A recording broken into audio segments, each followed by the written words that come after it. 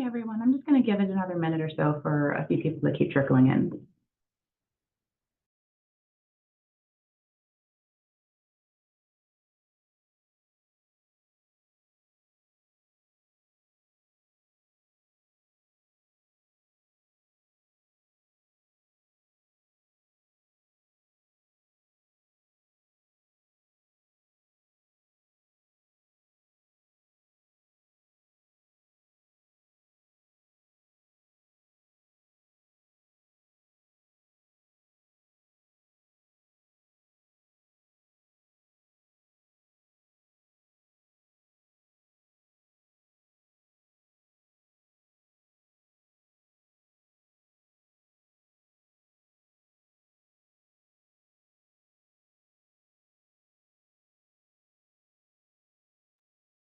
All right, I think we've hit critical mass, so I'll go ahead and get us started. So good morning, everyone. My name is Bakaja Caldwell, and I'm an attorney advisor at the Administrative Conference of the U.S., or ACUS. I'm also staff counsel for the project Consultation with State, Local, and Tribal Governments in Regulatory Policymaking. Today, we are meeting to discuss a proposed recommendation for the consultation project. So what I'll do first is I will call two roles. The first role will be the names of committee members and alternate subcommittee members. After each name is called, the person should say here so we can make sure their mics are working. So to get started, Bertrand. Yes, I'm here. Amy Bunk. Here. Seth Davis. I'm here. Stephanie Davis. Here. Andrew Emery. Here. Alex Goodness. Here.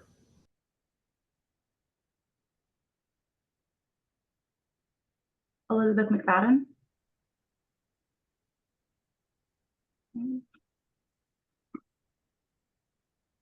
Okay. Miriam Khan, designated alternate for Elena Ness.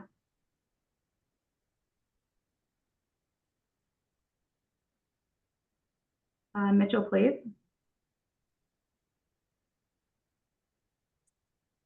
David Pritzker. I'm here. I'm struggling with Okay, my great. computer. Did you get me? Yep, I can hear you. Thank you, David. Okay, Lon Smith. Here. Jessica Stone. I'm here. Okay. Is there any committee member present whose name I did not call? Yes, Bill Funk. Oh, sorry, Bill. Skip right over you. Okay, anyone else? Great, okay. So the second role will be names of ACUS members who are not on the committee and their alternates. After each name is called, the person should say here so we can make sure that their mics are working. I will not call the names of members of the public because you don't have speaking privileges, meaning you should write in the chat if you would like to speak. So Jim Tozy. Here. Matt Weiner.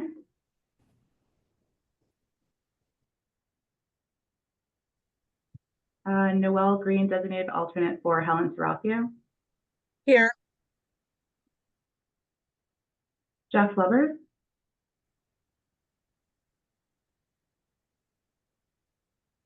Carrie Rogers, designated alternate for Dan Cohen. Here. Nick Goldstein. Here. And Mohammed Mesbahi.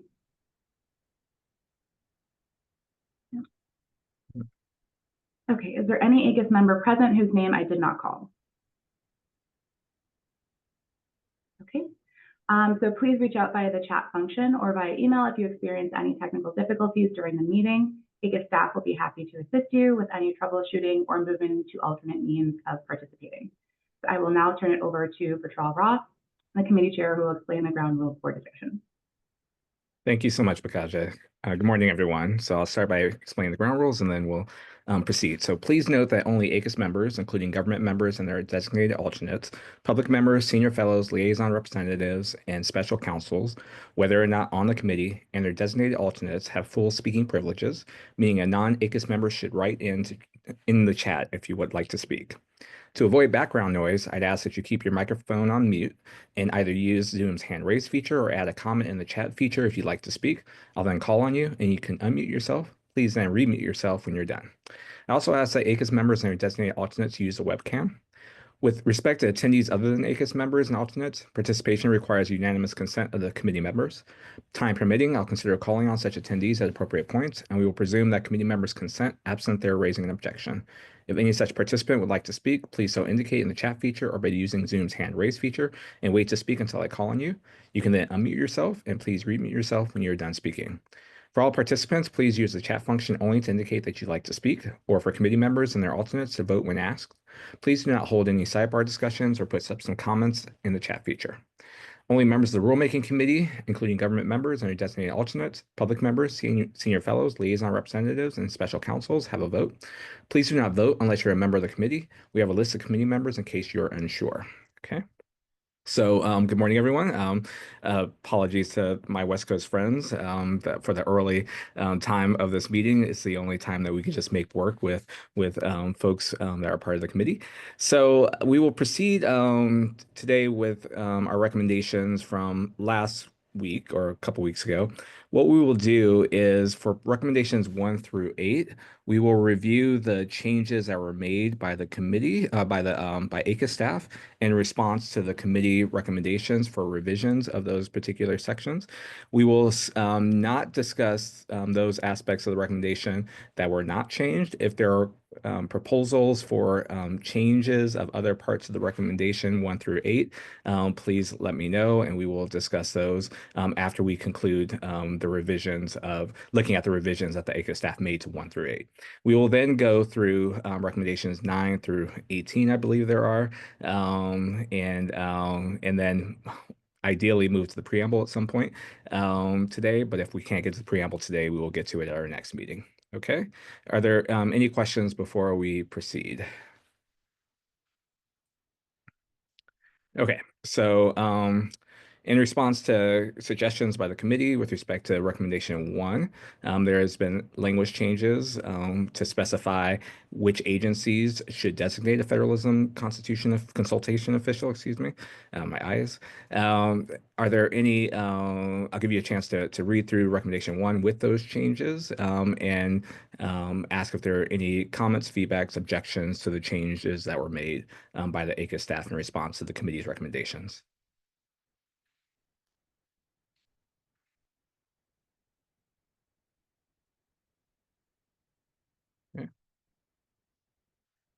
Okay, having heard no comments, we will accept those changes that were made by ACUS staff as being part of the recommendations.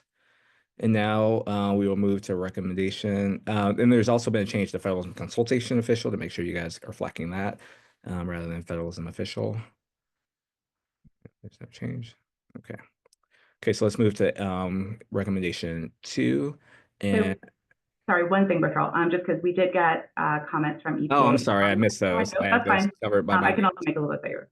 Okay, yeah, sorry, I had covered by another document. Okay, so yeah, so we have comments by Noel. It seems very ambiguous. It might be worth discussing more what this role may look like, where it should be housed within agencies. So Noel, do you want to elaborate anything or say anything more about your comments that we should respond to? Sure. So we received this comment from our our federalism folks here at EPA. I think the idea here was just to more flesh out this role as ACUS sort of envisions it, and where, perhaps think about where it should be housed within the agency. I don't think that they had any particular line edits for this, just something for you all to consider fleshing out further in the recommendation or in the preamble. Thanks, Noel.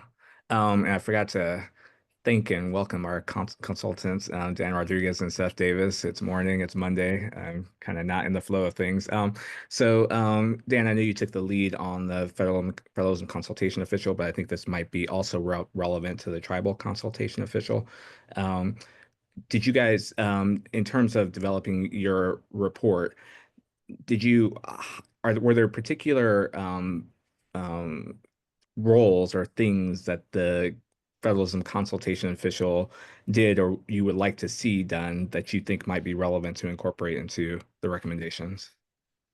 Well, can you hear me okay? Yes, can hear you great. I'll start off, and first of all, thank you for the comments. I appreciate them, and they're apt, and also they kind of were in the course of the study we did in the conversations we had. They were also questions that arose in connection with the GAO study that we referenced. So first, as to the functions, I guess, and exactly how they play out, there certainly, I suppose, is maybe a universe in which this Federalism Consultation Official is engaged in, broader actions and activities relating to state and local governance and impact on state and local governments, which of course is spoken to a bit in the executive orders and in other places. And we didn't, I think where we ultimately landed, I'll say we, but I'll speak here for myself, is in really providing this recommendation to say, at the very least, which is not to say it's inconsequential, but at the very least, the Federalism Consultation Official should manage the agency's efforts at consultation. And so they'll be apropos of the title is that they'll maybe take the lead in developing the protocols, obviously in consultation with relevant agency officials, for how to consult. They'll oversee in some ways, which is not to say micromanage, but oversee the processes of consultation at both levels, both to consider whether consultation is necessary, that is, whether there is a federalism issue at stake, and also then coordinate how to engage in those kinds of conversations. The second comment, I'm a little, again, I think it's completely apt, and I'm not sure my answer will be all that satisfactory.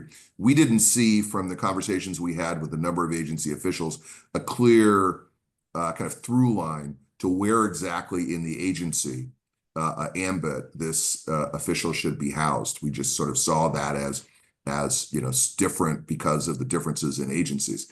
So I'm not sure that we came to any kind of meeting of the minds that would satisfy the commenters that here is exactly where it should be in the rubric of the agency.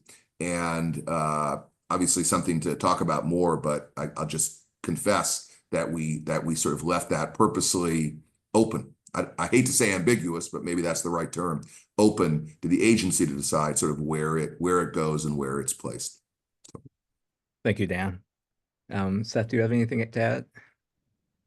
I don't think I do at this point, Bertrand. If there's a question about the tribal piece of this, I'm happy to refer back to the report and what we found regarding what agencies are doing. On this particular point, of the 21 agency policies we studied, all but one, so 95% were already designating an official with responsibilities like this. So I don't think on the tribal side it's perhaps as controversial, or at least there's some significant set of agency practice to draw on. Thank you, Seth. So, Noelle, you said you didn't have any specific language to add here. In response to the comments, do you have has that changed, or is there language that you would like to see added here? Or I could also open it up to others in this meeting as to whether there should be language added here that are specifying the Federalism Consultation Official's role and where it should be housed. So I don't think any language needs to be added. I think it was just more of further context for our purposes to kind of understand what the vision was there. And Dan, you've aptly answered my question, so I think I'm good on that. Great. Thank you, Noelle. Okay. Okay, so we will move now to recommendation 2. And this was also a change in response to our last meeting. And it's really getting at in terms of what role what this consultation should look like. So there's a comment that is also from Noel with respect to this recommendation. I'll let you to lead off, Noel, and then we'll ask for other thoughts on the changes that were made to recommendation 2. Yeah, so this question is just really getting at that even within agencies, there may be different areas, like sub areas within federalism programs and how they, you know, how they engage in various federalism consultations and things like that. So it's just sort of flagging that even within the same agency, there may be different approaches. And so it's just like, again, just more background, sort of getting into your heads to get your vision on sort of what you were envisioning for that. If it was something that, if you're recommending that it should be just one kind of blanket agency policy on cooperative federalism, is it worth considering that maybe agencies should have different policies for different programs within that umbrella? So yeah, just sort of picking your brains on that. Okay, I'll turn this over to Dan. Again, thank you for the comment. It's very apt. And at the very least, again, I want to go back and incorporate this thought and maybe unpack it a bit more in the report, because I think you point to something really important. And I'm not sure that if you've looked at the report, that we deal with it adequately in the report, hence the comment. So by the way, I think it was in another comment, I'm not sure whether you or someone else in the EPA made the suggestion to include the phrase cooperative federalism and make that more prominent. I completely agree with that, and we'll reflect that in the report. But the short answer is yes, indeed, there are different governing statutes. In our last committee meeting, one committee member, I recall, raised the issue of the Unfunded Mandates Act, and that needs more prominence in the report, and we're obviously aware of that. So I'm not sure that language in that I have any suggestions with respect to language in the recommendation, although of course we're open to suggestions in that regard. But I definitely think this is a really important point to stress in the comment, both that there are different, as you say, governing statutes that deal with this in a different way, and also that it may not be a one-size-fits-all situation circumstance, given the plethora of statutes that deal with these kinds of issues. So appreciate that helpful intervention. Thank you, Dan. So the changes that were made here, it's really in response to comments by the committee to identify goals, principles, and criteria that should guide the consultation. Should be included in consultation policies. Thanks, Gotcha. So I wanted to see, first of all, whether this properly captures it. And I think that one of the things that we have to consider is Noel's comments in terms of, do we want a uniform policy? Is this encouraging a new uniform sort of means of consultation? Does it account for the variations in agencies? I know that comments that were made last week or 2 weeks ago noted that agencies will, take these recommendations and work with them as is relevant in their agency context. And perhaps we don't need to, add variations or account for variations, but it's something to consider with respect to the recommendations that we make in terms of consultation policies. So I'll shut up now and see if there are any comments, questions, objections to the changes that were made to recommendation 2. And we'll kind of work through just the preamble to recommendation 2, and then we'll work through the sub-factors shortly.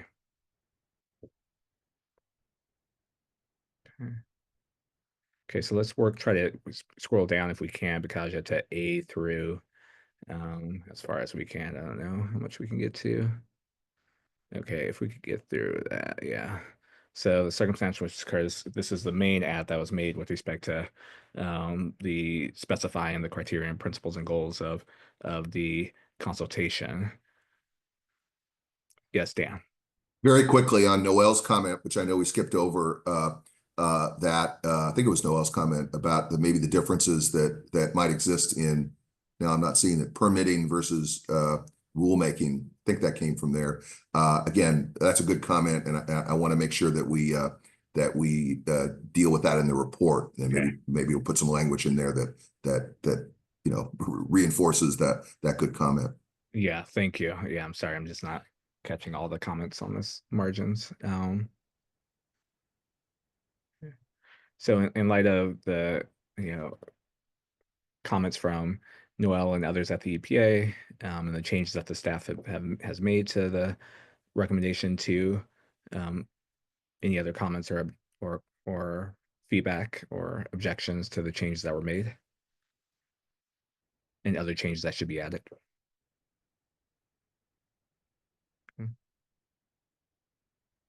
So we also, let me see. Okay. Sorry, do you want me to resolve this one and move to the circumstances, or? Yeah, let's resolve that one and move to Okay. circumstances. Thank you, Bakaja. Mhm. And then the circumstances allow you guys to read through the circumstances.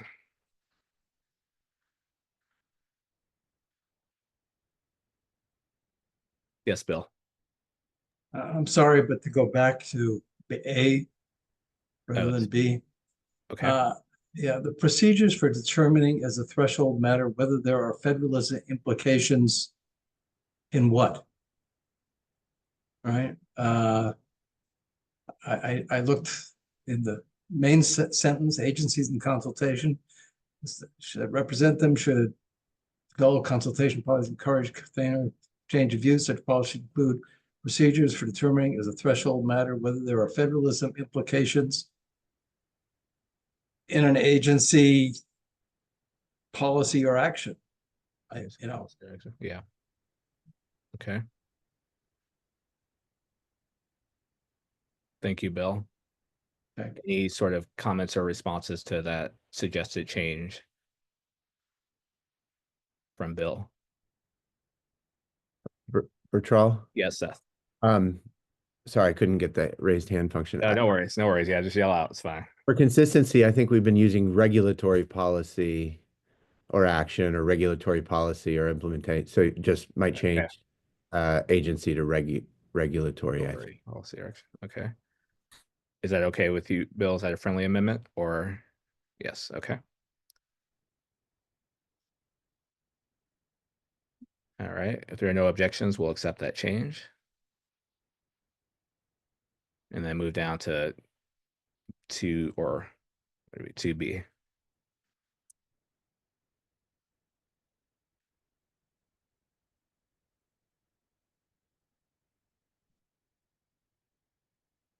Yes, Bill. Adding after policy and I or action. Okay.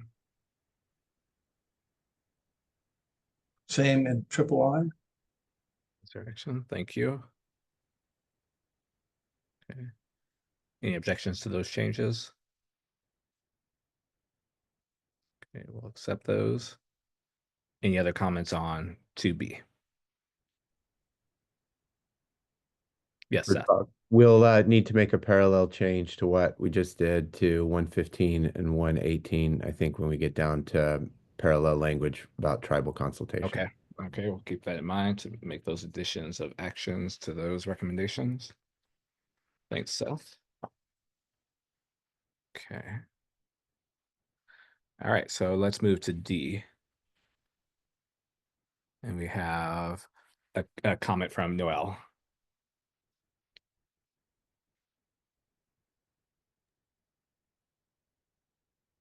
Yeah.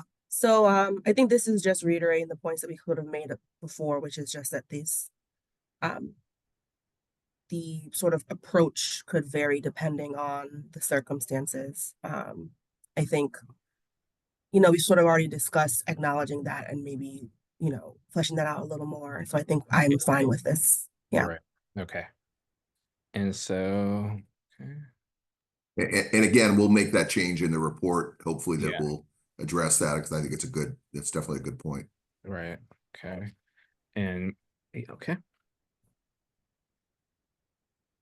All right, so now let's move to recommendation 4, which is the same change as we made to recommendation 1. And I assume since it was accepted up there, it will be accepted here as well. Are there any objections to this change by the Committee on Style? So I did just want to flag for this one, and I'll sort of turn it over to Seth if he wants, but this was the one that we had previously discussed at the first meeting about whether or not there would need to be sort of a preceding recommendation, given the qualifying language that we're adding. So Seth, I don't know if you want to talk about that a little bit more, or if we should just leave it as is. And Bakaja, what do you mean by preceding recommendation? Sorry, I'm not. So I think previously we had talked about adding a recommendation before this to sort of qualify when, Oh, I see. before you even get to the federalism implication, whether or not you should still be doing ongoing consultation. Right. So I think we cut it. So I just want to make sure, Seth, if that's okay yes. if we don't have that sort of preceding recommendation to Right. have this language. Okay. Seth? Well, I think in discussions with staff after the last meeting, we concluded that in trying to draft a preceding recommendation, it was too likely to create confusion about consultation and when the obligation attaches. My individual view is that and again, although I'm on the committee, I don't have a vote, but my view as consultant on this is that the executive order 13175 speaks to all agencies. Related presidential memoranda and directions to agencies speak in terms of all agencies. I worry that qualifying this could be read to actually restrict our recommendations, making them narrower than what the executive order itself is aimed at. So I would delete this qualifying language. I would probably do it for the federalism side too. However, I do think what we have here is broad and is phrased broadly and hopefully will be attended to seriously by by all agencies. In response to Seth's comments, does anyone on the committee want to propose deleting this language, or are we comfortable with keeping this language that was added by the Committee on Style?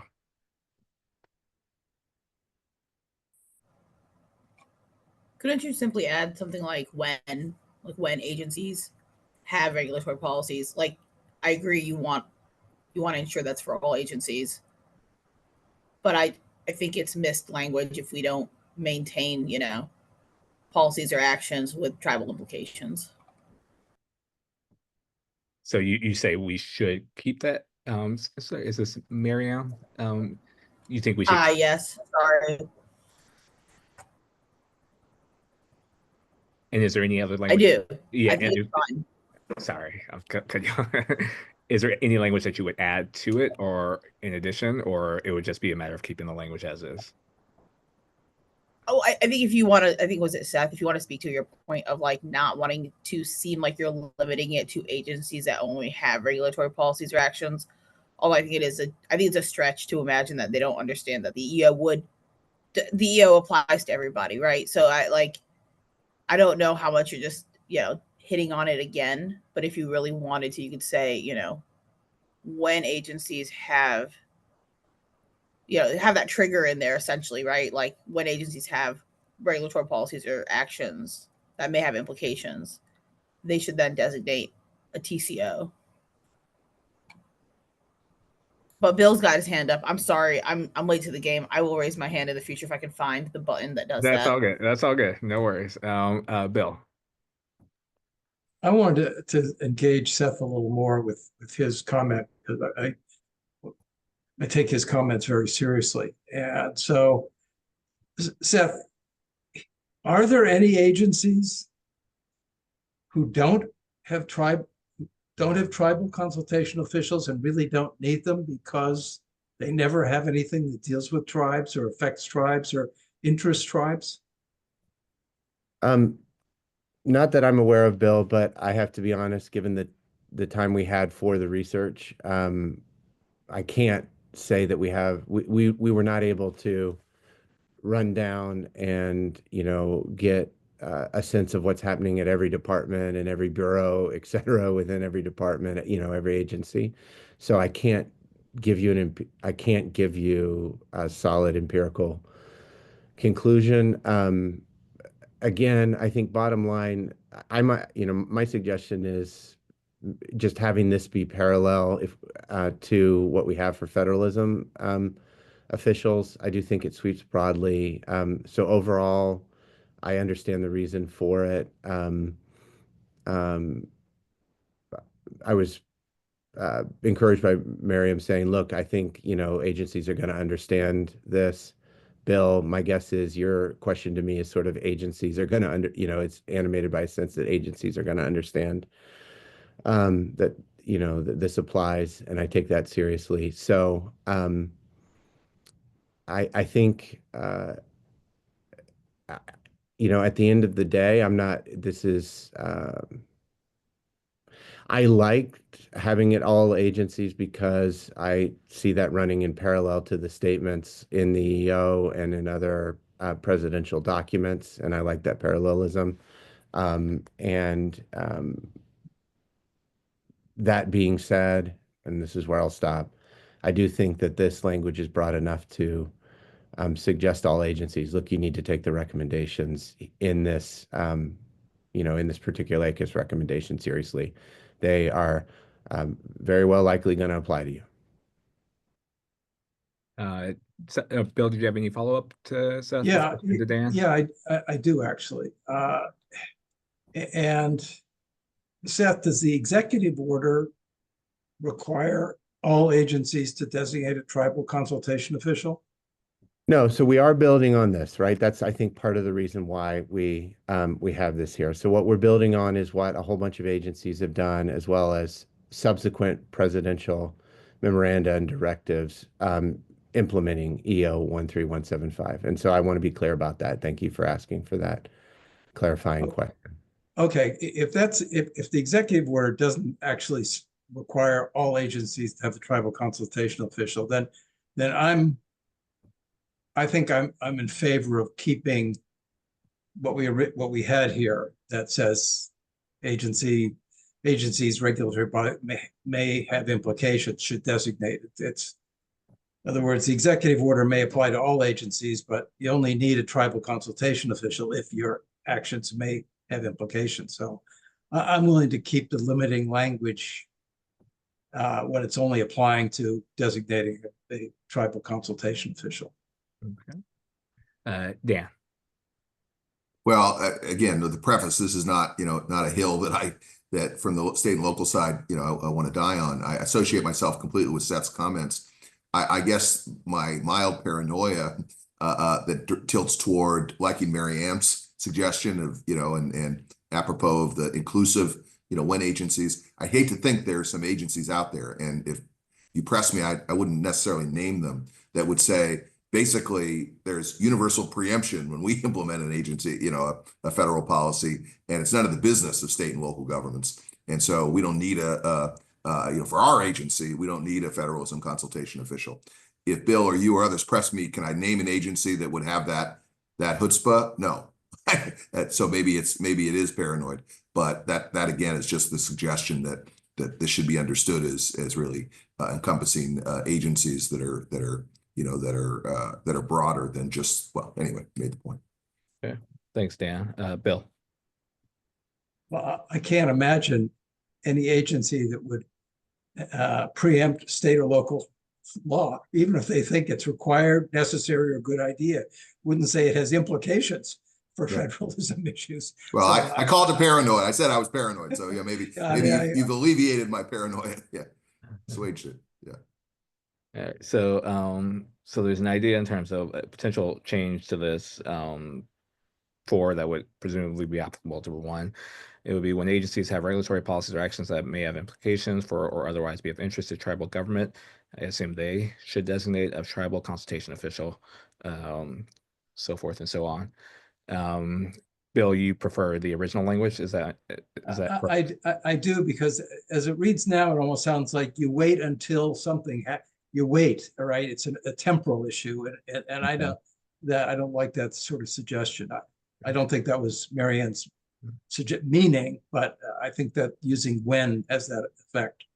Yeah, So- thank you. Miriam, do you have a response to Bill's concern? No, I get it. I will say that at least my experience is that your TCO is going to change depending on your action, right? Your policy or your action, because at least at, if we follow the DHS travel policy, which Coast Guard does, you have a TCO as somebody who can actually make changes to the action to really reflect what is going on in the consultation. So it's not unusual that we would have different TCOs depending on what that action is, and at that point would designate who the proper person would be. Mhm. But one size does not fit all, so I'm fine with either. Okay. Anybody else have strong preferences or thoughts in terms of the two choices of language that we could use with respect to recommendation 4 that would be applicable, presumably, to recommendation 1?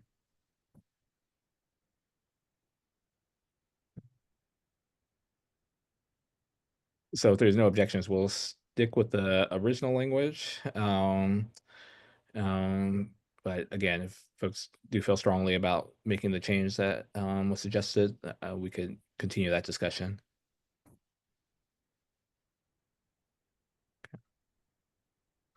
Okay. So let's move down to 5. Jeff, is this about 4 or moving to 5?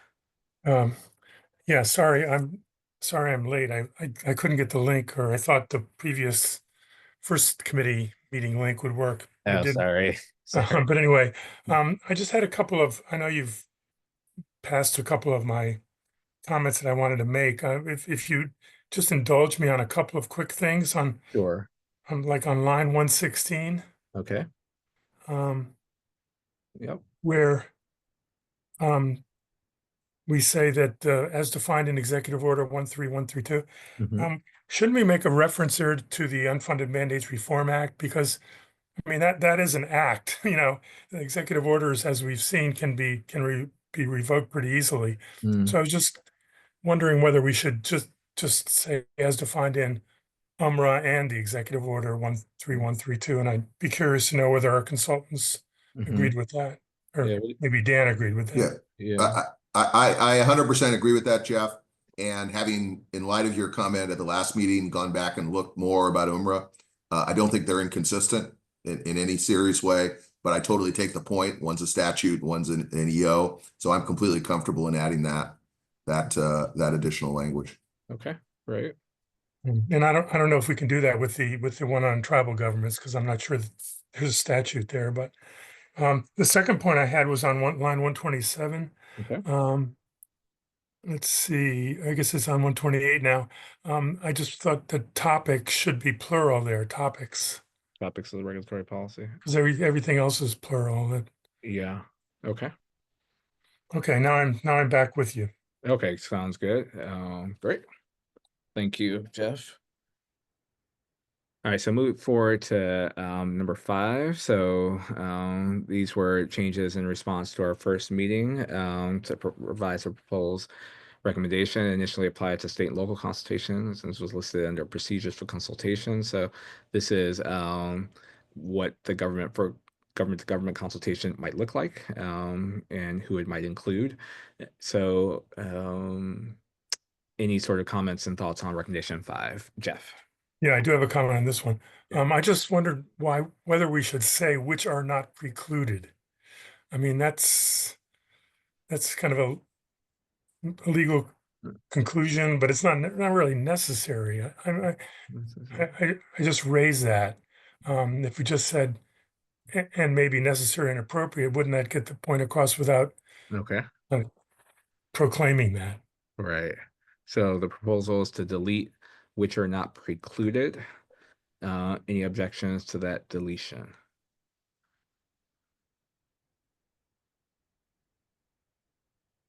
Okay. So we'll delete that language. Any other comments on recommendation 5? Yes, Bill. I should we leave in the comma? Is the comma included and may be necessary? is it, I mean, such as listening sessions and more informal communications between agency officials, which may be necessary and appropriate? Which may be necessary and appropriate. Okay. Yeah. I'm just, Yeah. I'm just trying to make sense out of taking out the which are not. Yeah, I agree. Yeah. Okay.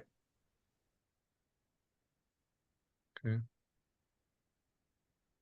Other comments, suggestions, feedback, objections with respect to recommendation 5? Bill. This is more substantive, and it's a question for Seth again, which it would seem to me that there are many situations in which there wouldn't actually be, there'd be an interest in the tribes, but not an interest that would necessarily need formal consultation, but which could be addressed by these sort of informal reactions. And the informal stuff would, the people would take it back to the principals, and the principals would say, fine, that's good, we don't need to meet about that. And that would still qualify because it would have been open to a formal consultation, but the formal consultation didn't actually have to occur. That is the face-to-face meeting between the high-level officials. And if I'm right that actually occurs, all right, and I wish there's some way to get that in there as an idea, if my sense of that is right. Seth? And you don't think the final sentence is open to that or gets that in? I mean, I hope it does. Well, my problem with that is because it's still sort of suggested that you need the formal one-on-one meeting in every case. And what I'm thinking is that you won't actually need the formal one-on-one meeting between the high-level officials if it's worked out by the staff people who take it back to the principals, and the principals say everything's great. And that nevertheless, we don't want to, I mean, we don't want to force them to have a one-on-one meeting if they don't really need it. But at the same time, we want to make sure that they're at least having the informal consultation to assure that the formal consultation doesn't have to take place. Is that, am I getting? Yeah, you're capturing it. It's a question for Bill before it's turning over to Seth. Does this, okay, attend such session? I was thinking about two-way exchange of information could happen without attending a session, but that session language suggests a meeting. So Seth, I don't know, what are your thoughts?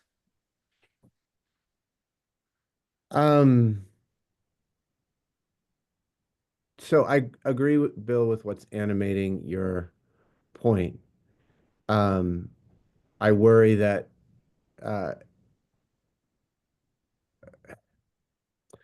I worry that in trying to capture it, we would undermine another crucial point, which is the actual formal government to government consultation needs to be between the decision makers. And this was one of the most important themes that we heard in interviews and findings that we had based on interviews and other sources that we reviewed, sources of information that we reviewed. I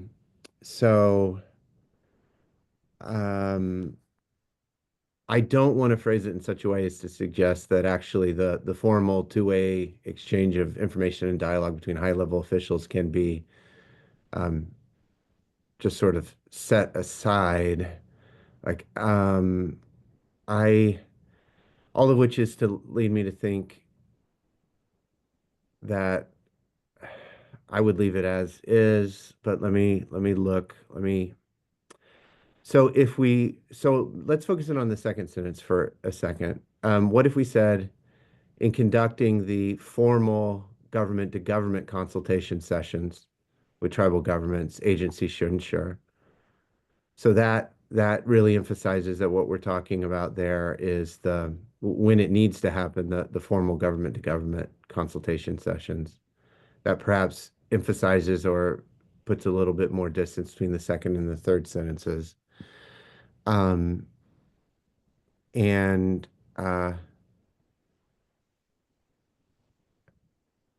then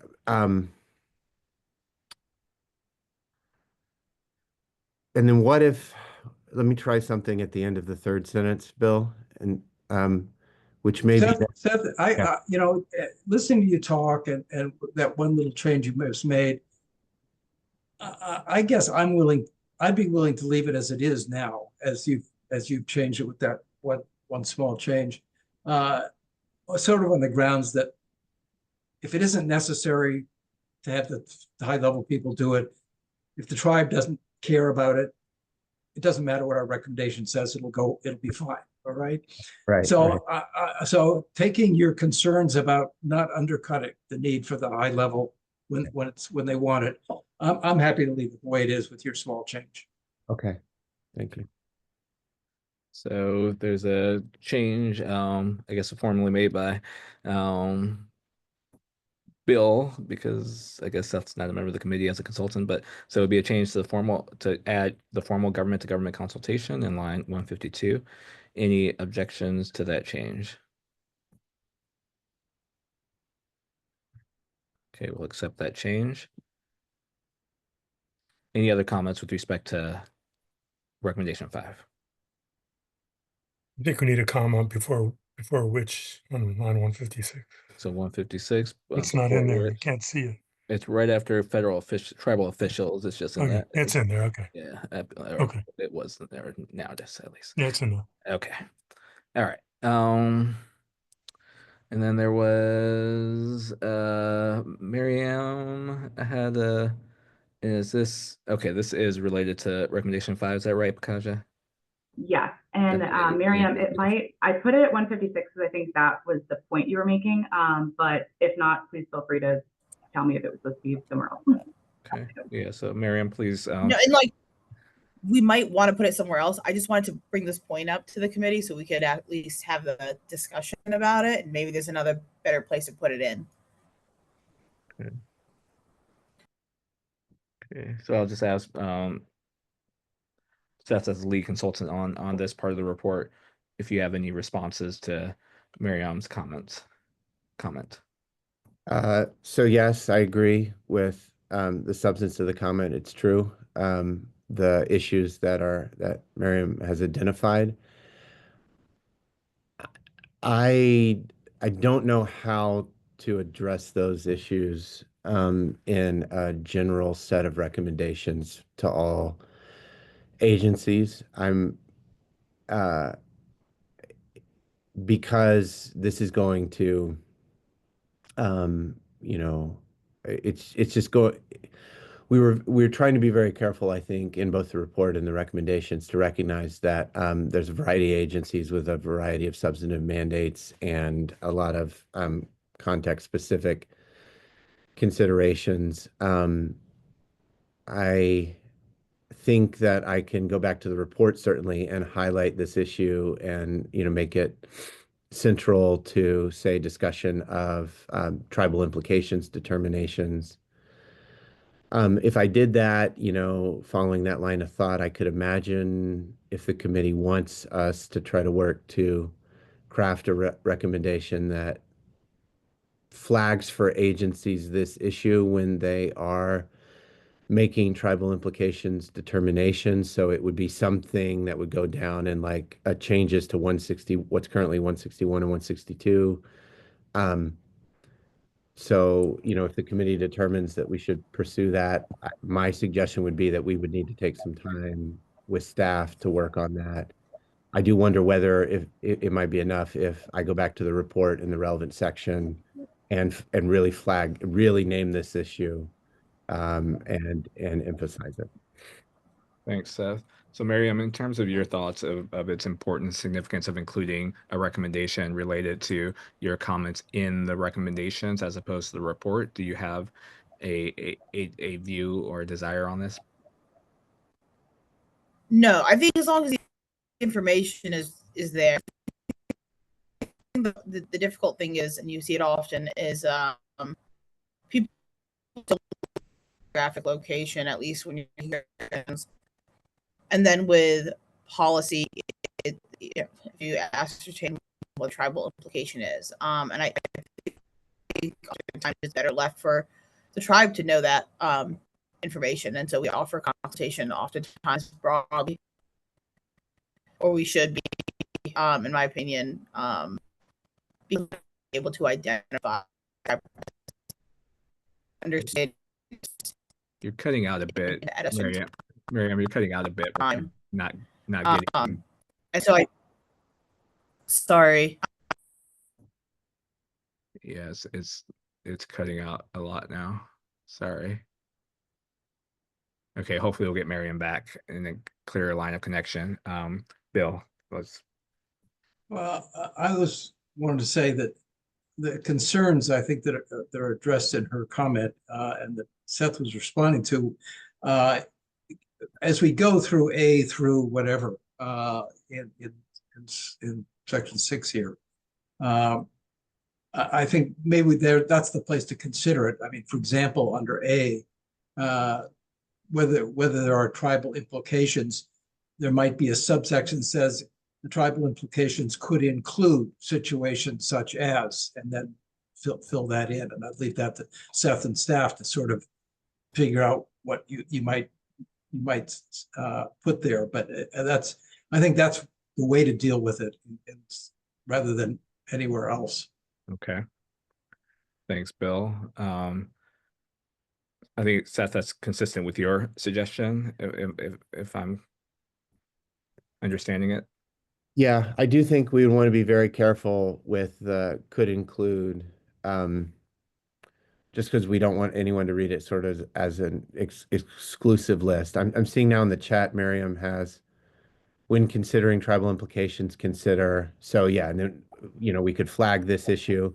There's also a lot of other issues we might flag if we get to this level of granularity. So there will be a challenge here, and if we go down this line and phrasing it in such a way as to not suggest that we are enumerating in any way an exclusive list of considerations for tribal implications. And I do think that point that I'm raising right now is important because of the finding that's in the report that,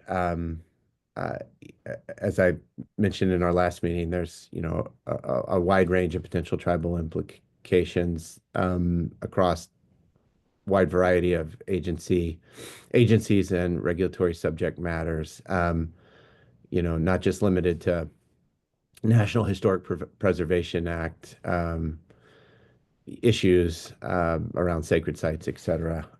So I'm happy to work with staff. I think we'll just have to take this back if we go down this line, if the committee wants us to. I'll flag in advance that, in our third meeting, if we come back to you with some sort of non-exclusive list, let's be really deliberate to make sure it's not phrased in such a way as to suggest it's exhaustive. Great, thank you, Seth. So we'll have staff in consultation with the consultants think about whether and what to add in terms of recommendation matters here. I believe that there will be a response to the comments included in the report at the very least, but we'll decide whether to include it in the recommendation. Okay, so any other comments on, so we're done, so we're through with 5, so we're at 6. So the change to the preamble of 6 is parallel to the change to the preamble in 2. Just want to check to make sure, are there any comments or suggestions with respect to that additional language?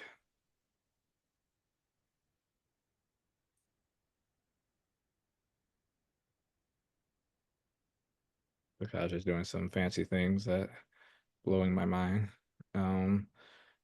She's adding parallel language. Okay, to policy or actions. That's response to that. Thank you. Okay.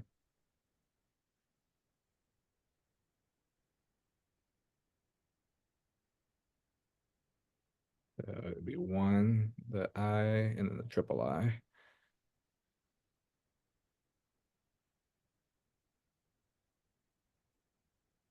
So the question with that I, before you add it, Bakaja, is our tribal consultations covered in the Unfunded Reform Mandate Act?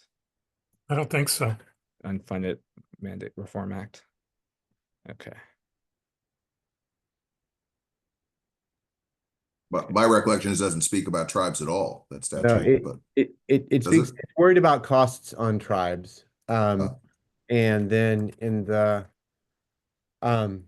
it does speak, there's a few places where it talks about consultation with tribal governments too. I'm looking at one, for instance, that talks about agency determinations and reestimates of direct costs after consultation with state, local, and tribal governments. You're right, But- it does. Yeah. Yeah, so I think leave it there. You know, Jeff, we will treble check this before the final meeting. Okay. But you know, my read at least is what I just gave you. Okay. Thanks, Seth. Okay. So, Before we Yeah, I jump down, I think did, Bakaja, yes. oh no, before we jump down, I did just want to flag this, that we also revised this section in response to the committee's comment about goals principles. So before we hop. Okay, yeah. So revised section 6B and added 6C and 6D in response to suggestions at the committee meeting. So can we have 6B through D up? Is that possible? Okay, so have you all take a look at that. Jeff, you had a comment that you're going to make? No, I just stand corrected on the unfunded mandatory reform act. I just looked at it and says right. Okay, cool. Okay. And- Yes, Bill. I'm on C at this point. Mhm. B is fine with me. I have no problem with that. And I just, it disturbed me a little bit to put indigenous knowledge and consultation practices and protocols on the same level as treaty rights, reserved rights, other rights, trust responsibility, unique relationship. I guess it has to do with the word commitment to respecting. Respect could have two meanings in my mind. One is you respect it by giving it absolute authority, which with respect to treaty rights, reserved rights, and other rights, their rights, they have to be respected. On the other hand, indigenous knowledge and practices and protocols, they're worthy of respect in terms of don't dismiss them, but at the same time, they don't trump everything. Whereas I think a treaty right just trumps everything. So I wondered if, and I'm happy to have somebody say, oh, stop worrying about it. To me, that would probably take care of my concern. But is it fair to lump them all together in the same level? I guess that's my question. Right. Thanks, Bill. I don't know, Seth, if you have thoughts on this. So I understand the point. It hadn't occurred to me when we were working with staff on this. What had occurred to me was the indigenous knowledge and consultation practices and protocols was based upon presidential memoranda like the Biden memorandum and various agency policies that do flag the issue of taking indigenous knowledge and consultation practice seriously. So like if the agency, you know, the tribe has its own consultation practice, the agency, you know, will take seriously engaging with the tribe in a way that respects that practice. I mean, you're right, you know, and like, for instance, you know, a treaty right, it's in a treaty, it's supreme law of the land. Respect there does mean something very specific. My instinct is to leave it. I'd love to hear what other committee members think. I understand the point. It's not one that occurred to me when we were working with staff to draft it. Bill, would you have any suggested revised language that you would use here? Yeah. No, I don't have any. I mean, one way of dealing it would be just to carve off the unique, indigenous knowledge and consultation practices and protocols from C, and then making a new subsection that would say to respectfully consider, or maybe that's the way to do it, to respectfully to respectfully consider the indigenous knowledge and consultation practices and protocols that would be one way of dealing with it. Or maybe you could just start off C itself by saying commitment to respectfully considering the treaty rights. That would also satisfy my my concern. So you could either keep it as 1 and C and start it all off by saying respectfully considering, or break it off. The indigenous knowledge and consultation practice is a separate thing. Either way would be happy. I'd be happy with. Okay.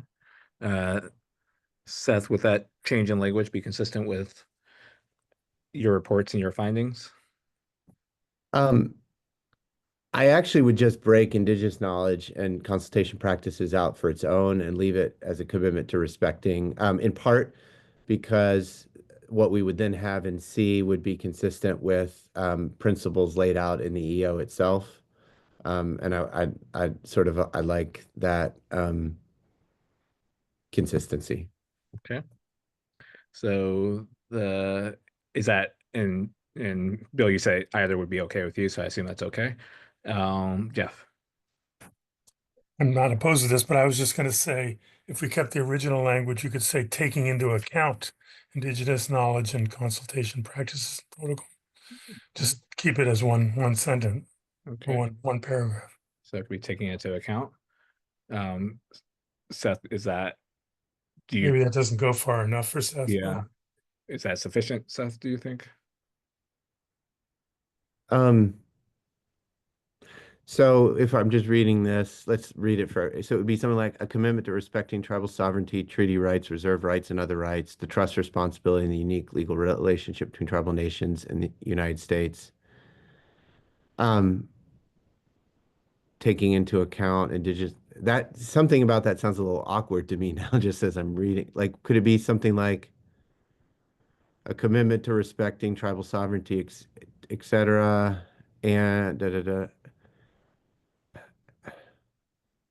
With the language while accounting for? Yeah, while accounting for, maybe something like that. Yeah,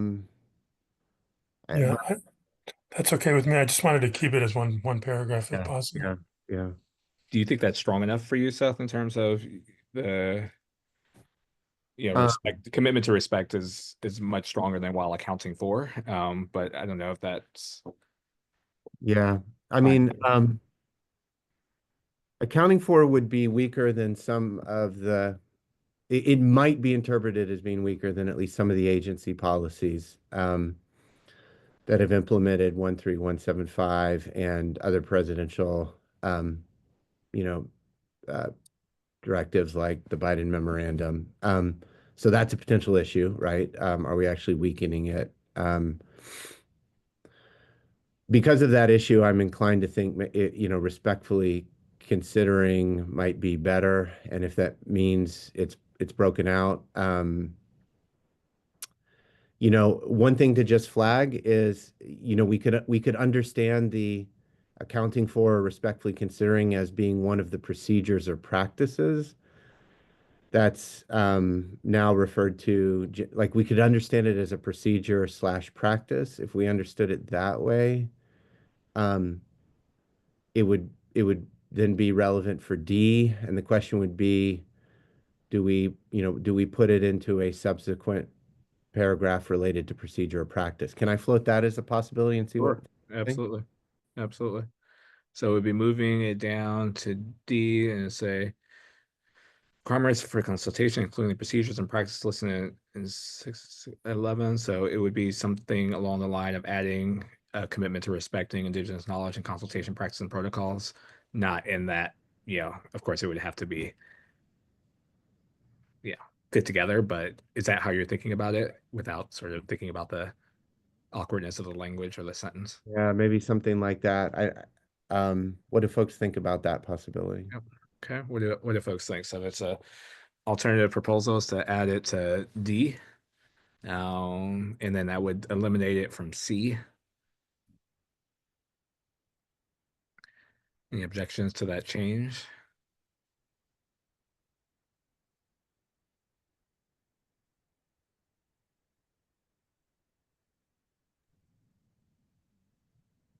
Okay. Virtual, I think Stephanie Davis. Oh, Stephanie, I'm sorry. Sorry, Stephanie. Thank you. No, I I was trying to figure out maybe where the parallelism is, because I understand the comment about respecting tribal sovereignty, treaty rights, etc., being different from respecting indigenous knowledge. So I guess what I'm not clear on is with regard to the indigenous knowledge and consultation practices and protocols. Is this language intended to, what is it intended to capture? Is it intended to capture what the tribe is bringing to the table and possibly incorporating their knowledge and practices into the structure of the consultation? Or is it that those are factors being considered during the consultation, what the knowledge and practices are? I guess it's a little bit unclear to me what exactly we mean by accounting for, incorporating, respecting the indigenous knowledge and consultation practices and protocols. Stephanie. Yes, Seth. Yeah, so that's a great question. Thank you, Stephanie.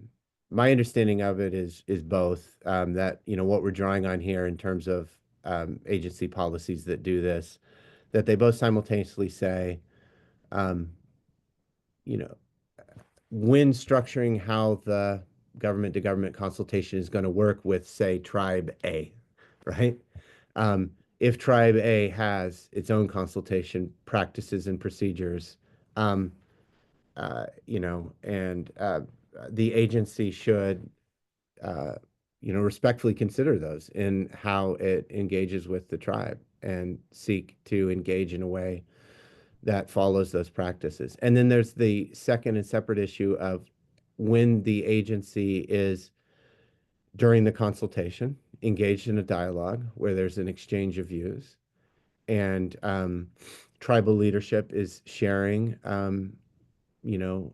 tribal knowledge about a particular, where it could be about a sacred site. It could be about the impacts of an information technology policy that the agency is, adopting, right? It could be any number of things. It could be knowledge about the impacts on of the health of tribal members. There, we wanted to address the issue of, at times, there's evidence that at times agencies have discounted or not taken seriously that. And I can say, to the extent that I've been involved, I'm at the UC, University of California. We have obligations under NAGPRA, for instance, to engage in consultations related to ancestors and belongings that are housed here at the UC. And, to the extent we've had a successful turn in our implementation. Let me just say that there has been a need to work on policies to ensure that in these consultations tribal perspectives are taken seriously, and this is also trying to get at that second separate issue. Stephanie, do you have any follow-up? No, just thank you, Seth. I appreciate that. And I have been involved in my prior life as an agency attorney, participated in tribal consultations. And so I hear the point that you're making regarding the tribal perspectives given due weight. And so that, I think it helps to split it out. I want to give some more thought to if there is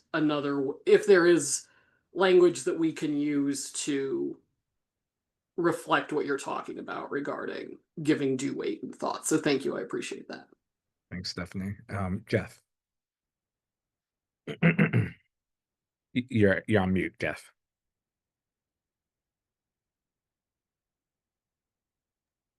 Seth's comments make sense, but C and D basically say the same thing.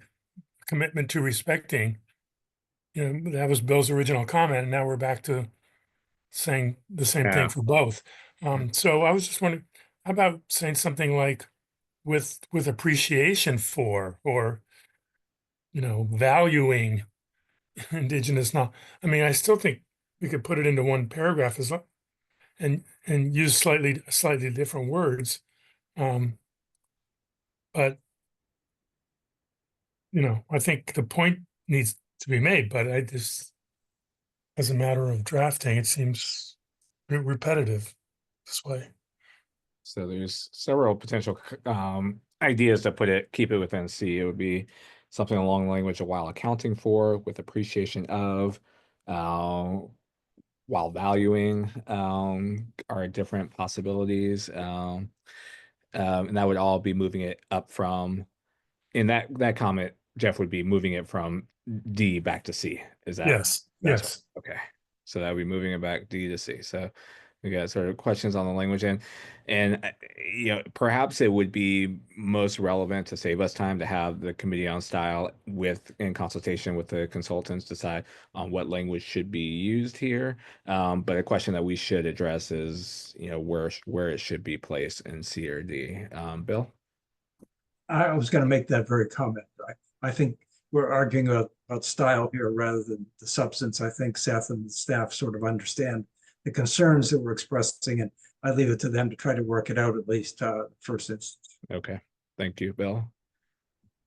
And are there any thoughts in terms of any strong feelings or views about putting in C or D without necessarily getting into the language choices here? And we could have and we could come back to it when we have the committee on style and working with the consultants bring back. I would just point out that indigenous knowledge and consultation practices and protocols, I think, are two different things. All right.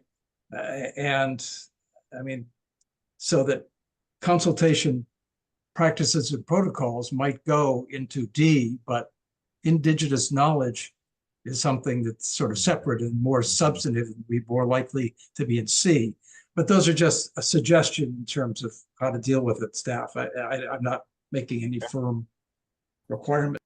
Okay, thank you, Bill. So thoughts for the staff in terms of whether those two recommendations with respect to indigenous knowledge, consultation, practice, and protocols go together, should be separated out. So we'll work on that and hopefully come back with something agreeable to the committee.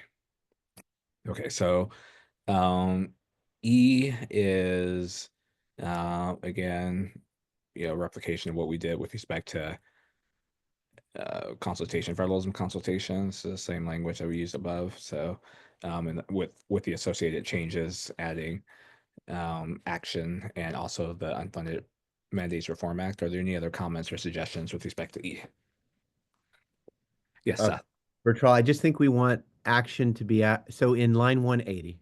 I think we want action to be or after policy. So a regulatory policy or action. Okay. And then so regulatory policy, so it'll be number 3, move that action up to after policy.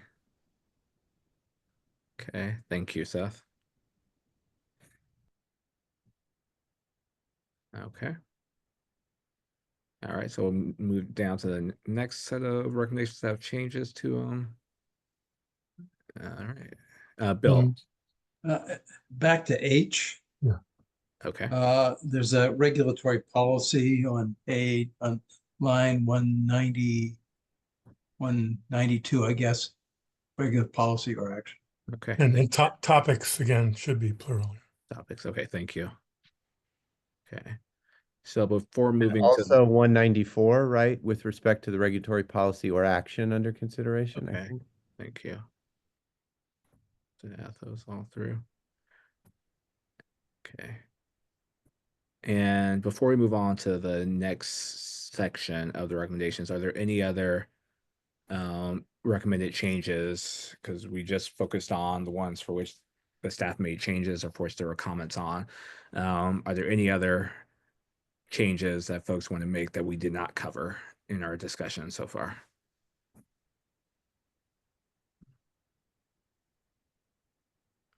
And Bill, that's an old hand or a new hand? Old hand, okay.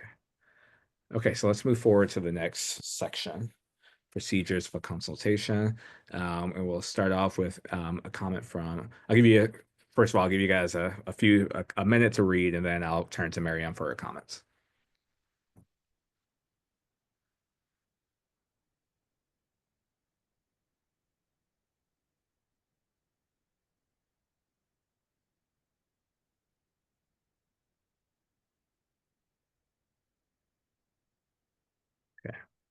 Let's turn to Miriam. I hope is your line okay, Miriam? Are you still here with us? I think it's probably gotten worse, but I'm sorry. unless there's questions, I'll use the chat, but I'll also defer to any comments from you guys, because I really think coming from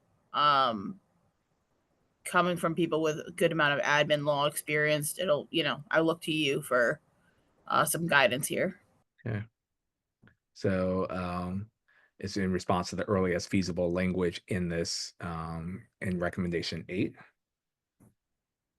And I'll start with the consultants. Seth, do you have any sort of response to Miriam's comment? And then I'll turn it over to others who want to chime in. Let me jump in on that, maybe if I can, since it speaks to federalism and tribal. Oh, sorry. Yes. Yeah. And actually, let me start with the bottom part of the comment and work up, if that's not too awkward. I don't believe that our recommendation presupposes that all the rulemaking part, and I understand there's the action part that includes more, has to be part of the unified agenda. And I'd be surprised if that, I mean, let me just say that is not a part of the recommendation. I'd certainly want to hear more if the comment suggests that it ought to be as a precondition for it. Again, on the thinking about the state and local part, what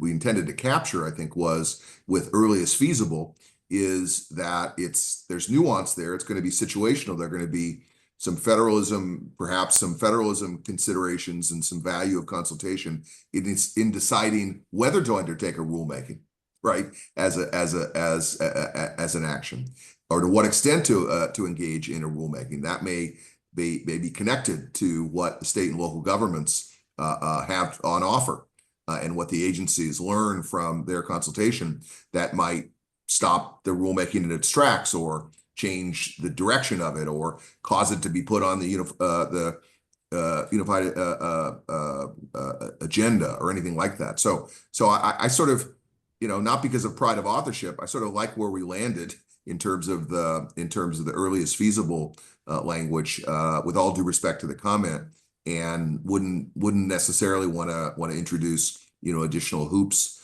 with respect to or conditions on that, or at least would want to hear more about what maybe the valence of the concern. That's, again, I'm thinking about it with respect to the state and local part. Seth may have something else to add with respect to the tribal. Seth, do you have anything to add with respect to tribal? I'd love to hear from Miriam, who I think has unmuted. Yeah, Miriam. I think there's often a concern of oversharing, and maybe I'm being too cautious in that, and maybe our agency is often too cautious in that, that we are, engaging in explaining what our future actions will be, and we often phrase it as potential actions or potential considerations. And is that enough? Is that, are we still operating in a kosher space before anything is put out in the unified agenda? And I'm not saying that I'm not saying we should change the language. If everybody here understands that to be the case, where we can go to the tribes and say, hey, this is what we're considering. No, it's not out in the unified agenda. That is a reasonable way to operate. Yeah. Yes, as to the state and local part, I think that's a very reasonable way to operate, and I take the point, but views that how it might be different in the tribal context. Any differences to note, Seth? I don't think so, and I hope the necessary flexibility is captured by the word feasible. Other members? It is doing a lot of heavy lifting, but we'll take that, I guess. Okay.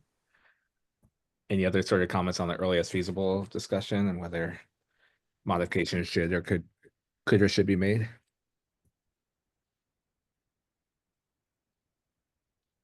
Okay.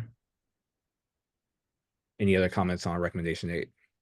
I'm going to put a comma after implications. Okay. Second But line. Can I jump in? Again, I'm going to sound like a broken record here with respect to earlier comments, but I think this is a good. I'm glad for the comment, and perhaps we can address this a bit also in the report, just to capture this this insight effectively as well. The earliest certainly. feasible. The earliest Yeah. feasible. Right, not the Try to current. do that. Yeah. Okay. Okay, thanks. Sounds good.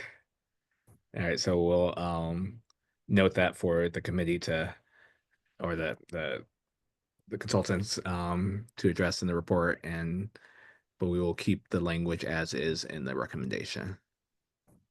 Okay, any other comments on 8? Okay, let's move over down to 9, capture as much of 9 as we can, which will be 9A through C.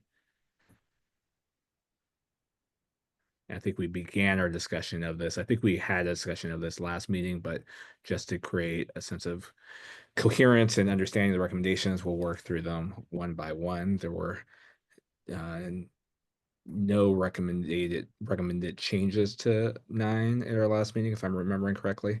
So there is one minor thing that we did, which is we added the 2014 score. And so consequently, then we did get rid of the language that said like regulatory provisions, I think internal agency policies or something on that line, or statutory provisions and internal agency policies. Yeah. Right. Yeah, I do remember that discussion now. Thank you, Prakaja. Yeah. So I'll let you all read through 9 through C, and then we'll turn down to D through F. Yes, Bill. I'm trying to figure out, it says in determining whether to have more than one consultation, agency should consider whether. And then if you go, each one says, A says blah, blah, blah, such that additional information is needed, right? B, requiring further discussion. C, meriting additional conversation. Each one has a sort of a requirement. So it's not, you don't consider whether that. It's sort of like, this sounds like you should have additional consultation in these circumstances. And I mean, I guess my suggestion would be to take all this is needed, required, et cetera, out, so that would say should consider whether the circumstances have changed materially since the initial consultation, period. Significant issues or points of disagreement remain unresolved, period. Proposed regulatory policy action is complex or likely to be controversial, period.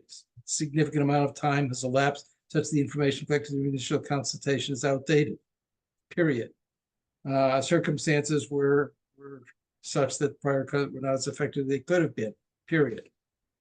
I mean, you get my idea here, which is if this is what you'd consider to decide whether or not to have additional consultations. These facts, not that it's required. Got it. Okay. Any thoughts on those changes to recommendation? Is it 9? 9. Yeah, great. Agree. And for the reasons Bill said. Great. Only thing I would say, yes. Line 227, we deleted the word outdated. Yeah, I was just going to say that, Seth. You caught me in mid-sentence. Yep. So make sure we include that. Thank you, Seth.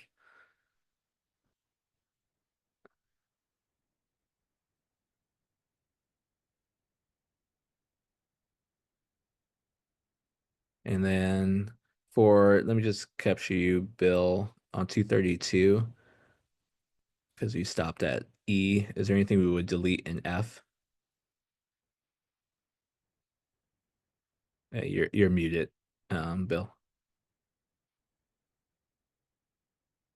I hadn't seen F because it was on the next page of my printed version. Got it. Yeah, should take that out as well. After from such on. Is that correct? Okay. Okay. All right. Any other comments? Any objections to those changes?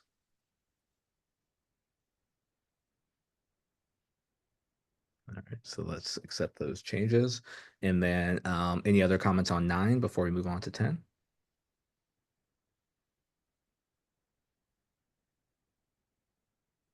All right, let's move forward to 10. Give you a chance to read it and then we'll have a discussion.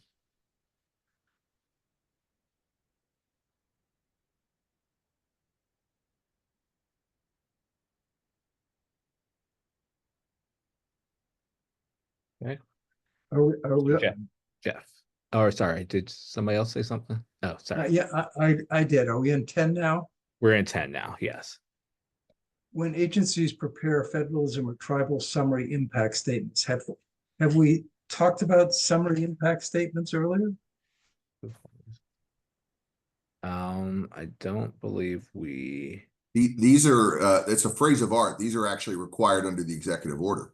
I yeah. understand that. And the question is, well, then shouldn't we say something like when Let's do agencies prepare impact statements under executive orders, blah, blah, blah, or something? I mean, in as much as we haven't mentioned them yet earlier. Right. Yeah, I agree. So we could add under executive order 13132 and 13175. Is that right? Okay. All right. Jeff, sorry. I'm just trying to go back to 9F for a second because Okay. I think we need promulgate a rule or take other action because Congress could have a deadline for some other action. Right. And then I guess the only other question on F is, should we actually take that remaining language out? Because that's the one subsection that indicates that perhaps it wouldn't be appropriate to have or feasible to have another meeting. I don't know. Oh, got it. Okay, so it's kind of the ones going the other direction. It's the only one going in the other direction. Yeah. Okay. Bill, do you have thoughts on that language? I had thought about Jeff's idea before he mentioned it and still came to the conclusion that this is a consideration, right? You should consider whether Congress has done this, all right? If Congress has done it, that might be a very strong consideration. But I think you don't need to say that it's not feasible. Okay.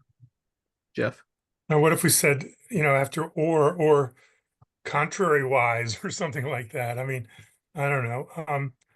I guess I don't feel strongly about it, but it just seems odd that that's the one that goes in the other direction. Well, I guess one could say or take other action that might require expedition. Most propagated take that might make further consultation difficult. Something like that would be good. Yeah. Is that better or different than the language we had in there initially? It's not feasible. It's an absolute, right? Okay. Here, it's a consideration that might make further consultation difficult. I see. Okay. Dan. Between small, might and further. Yeah. Small point, and again, I obviously not to push back hard on this. I like not feasible a little bit better because, of course, what the and I appreciate Jeff's suggestion. I think some kind of language is important here because otherwise it leaves open the possibility. It's like, hey, there's a statutory deadline. It's a hassle for us to try to jam in another consultation meeting. We want to incentivize the agencies to add another consultation if at all possible before the statutory deadline hits. And so feasible may make that a little more imperative, more of an exhortation but again, I don't feel strongly about that. Difficult just sort of gives them a little bit more of maybe a lane out by saying, oh man, it's only a month away. It would be a hassle to try to do another consultation. And maybe it would be, which is why feasible is important in there, because it may be infeasible to do that. Or it may just be a pain in the ass for the agency. And, that's less sympathetic to that. Bill? I'm not particularly wedded to my language. Okay, so let me see. So I can live with the original language. Okay. Jeff, you suggest, and that's fine with you, Jeff, because you're the one that suggested that we keep that original language. Is that correct? Yes. Okay. Okay. Alrighty. Now let's move back down to 10. We've added the executive orders that impose the requirements for federalism and tribal summary impact statements. Any other suggestions with respect to recommendation 10? Jeff? I would switch B and C. Okay.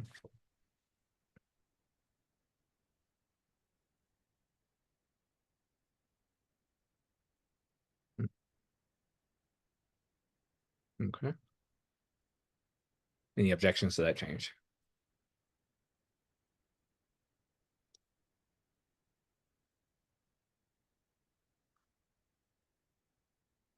Okay.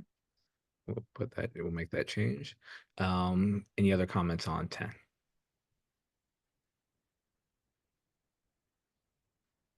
So let's move forward to 11.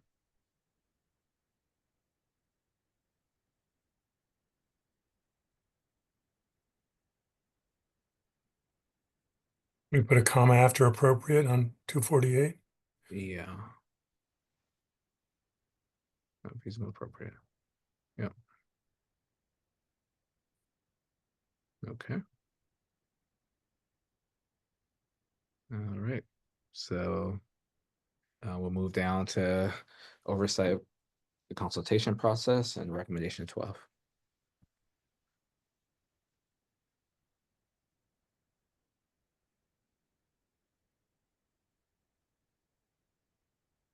Any comments on recommendation 12?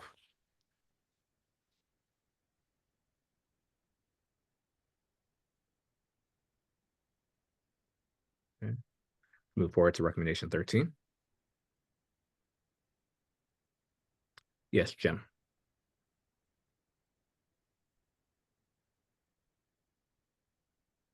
Jim Tuzzi. I think you're on your mute. And then we'll go turn to Alex after Jim. Hey, can you hear me now? Yep, can hear you now. Last week, I attended one of these meetings and I raised a question and I was told I should read the preamble in greater detail. And I did 3 times. And my antennae is not as strong as some of the writers, so I didn't see the connection. So today I was going to ask a question. And I thought, well, maybe I'd better read the introduction here in some detail. And that was really very good advice, because the last sentence in the introduction says the recommendations also identify potential actions for consideration by OMB. And so the question I'm asking that y'all consider is that you put in there something like that and that is applicable to these recommendations. And why do I have that concern? OARA was started, 45 years ago. In those 45 years, they passed a lot of laws, added a lot of new things. And OARA's staff is 50% of what it was.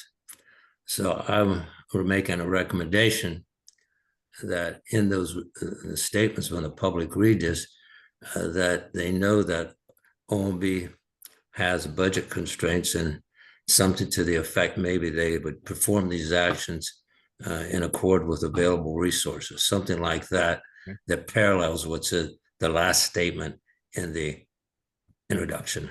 Okay. Thank you. Thank you, Joe. So it would be something, so this would be at the beginning of the recommendation and related to all the recommendations that follow related to OMB. Is that correct, Jim? Yeah, yes, that's correct. Okay. Okay.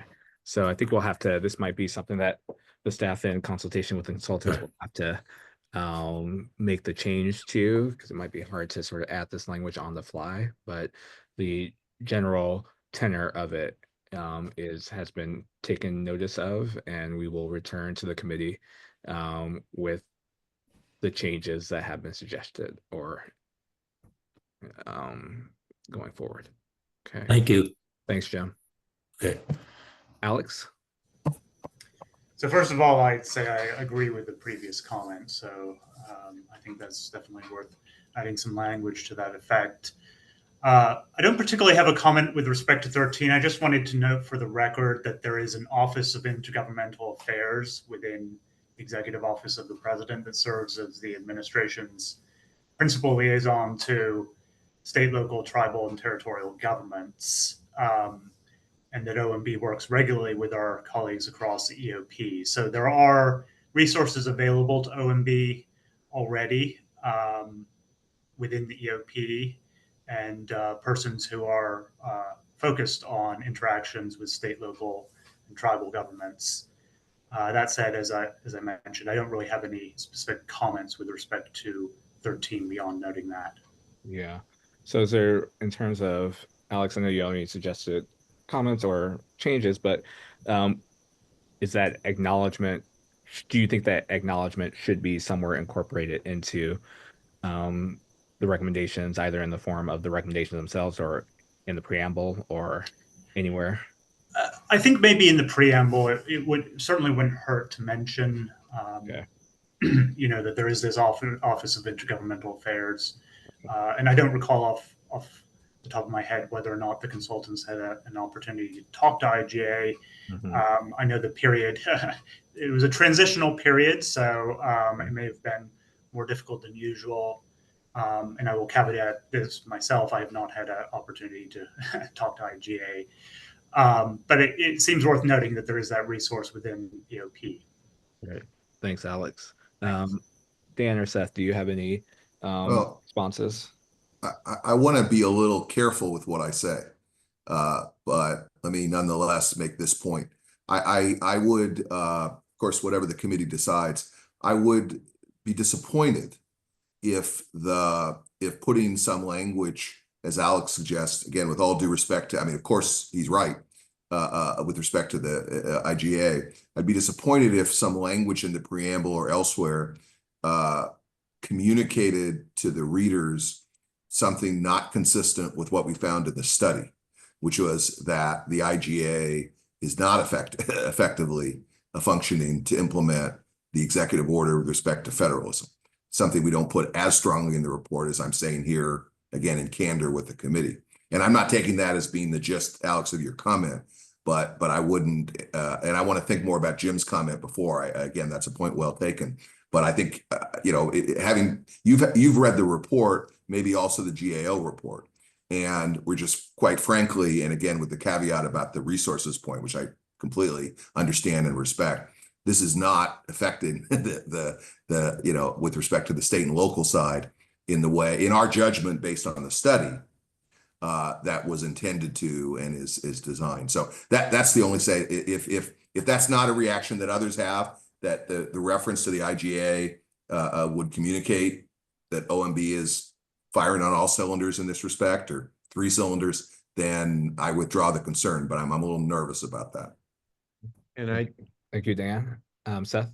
Yeah, just very briefly, our findings with respect to OMB were a little different regarding tribal consultation. So for instance, during the Biden administration, OMB had a tribal advisor that we found played a meaningful role in addressing tribal consultation. And recommendation 13 with respect to the tribal advisor piece of this reflects a conclusion that we thought that was a good practice that should continue.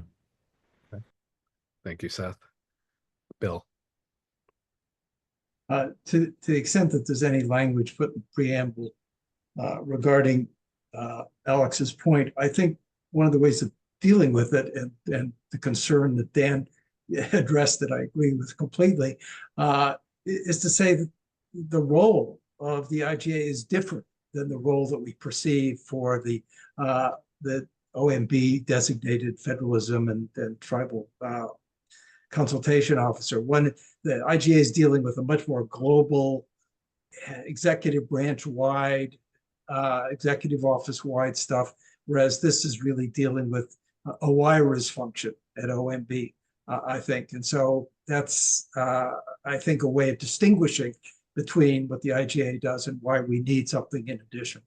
Okay. So, Bakaja, maybe you could sort of take a note of sort of this potential language that we'll play with in between meetings in the preamble. So something acknowledging the IGA, but also stating something along the lines of the role of the IGA is different than the role we envision for a federalism advisor and a tribal advisor to advise the director of OMB or something along those lines. Doesn't have to be that specific. But is that capturing what you're saying, Bill? Okay. All right, so we'll play with that language as well. Okay. Any specific comments or reactions to 13?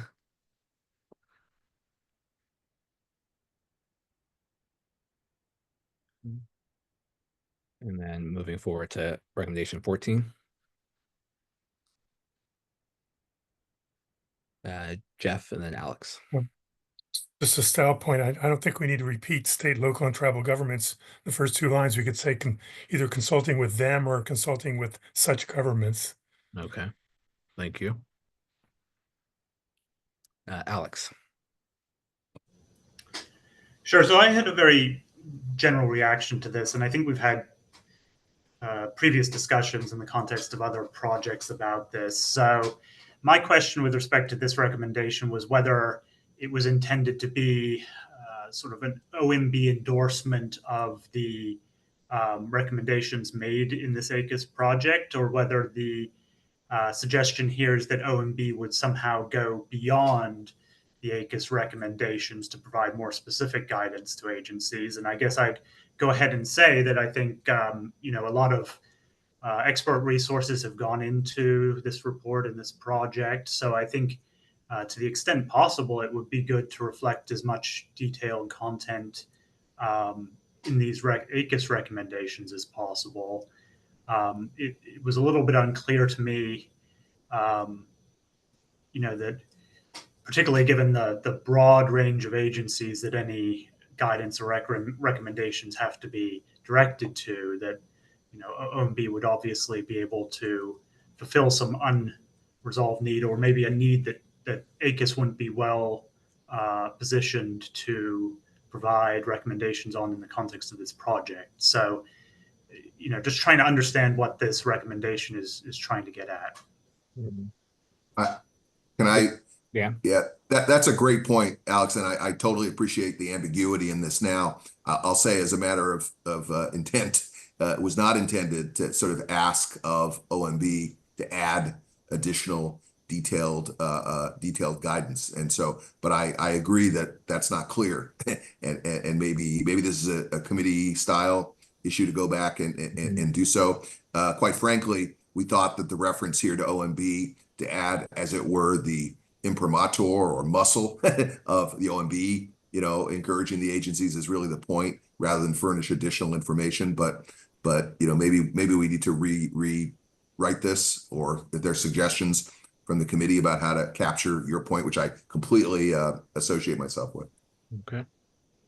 Alex, any response? Yeah, so I think I agree with that.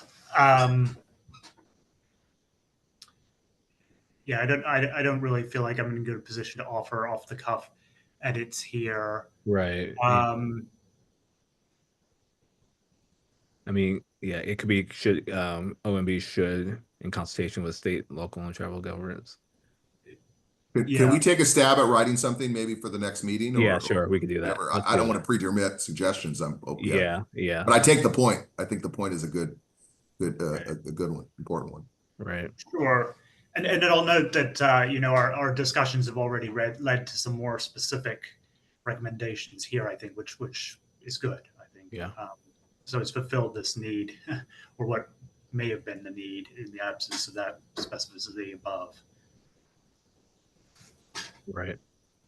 Thanks, Alex. Any other comments on recommendation 14?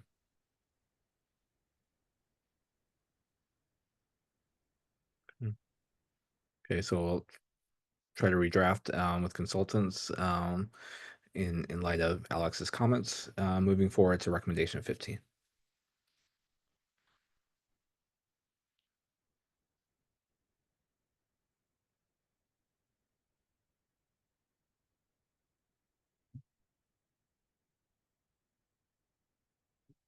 Any comments, feedback on 15, Alex? So I'll chime in again. I think there was some earlier language suggested that would be applicable to this entire section regarding resources. I'll just say up front that I think the compilation and maintenance of such a list, would potentially tax internal resources within OMB and OIRA. So that, in combination with the fact, as I noted earlier, that there is another EOP component that that works with state, local, and tribal governments, I have to wonder whether OMB would be best placed to do this efficiently, or whether there might be some other entity that would be a better place to do this. Do you have a sense, Dan or Seth, as to whether, in response to whether OMB is the best position to handle this task? I don't think we felt strongly that the OMB did, and I'm totally influenced by the point earlier about resources taxing.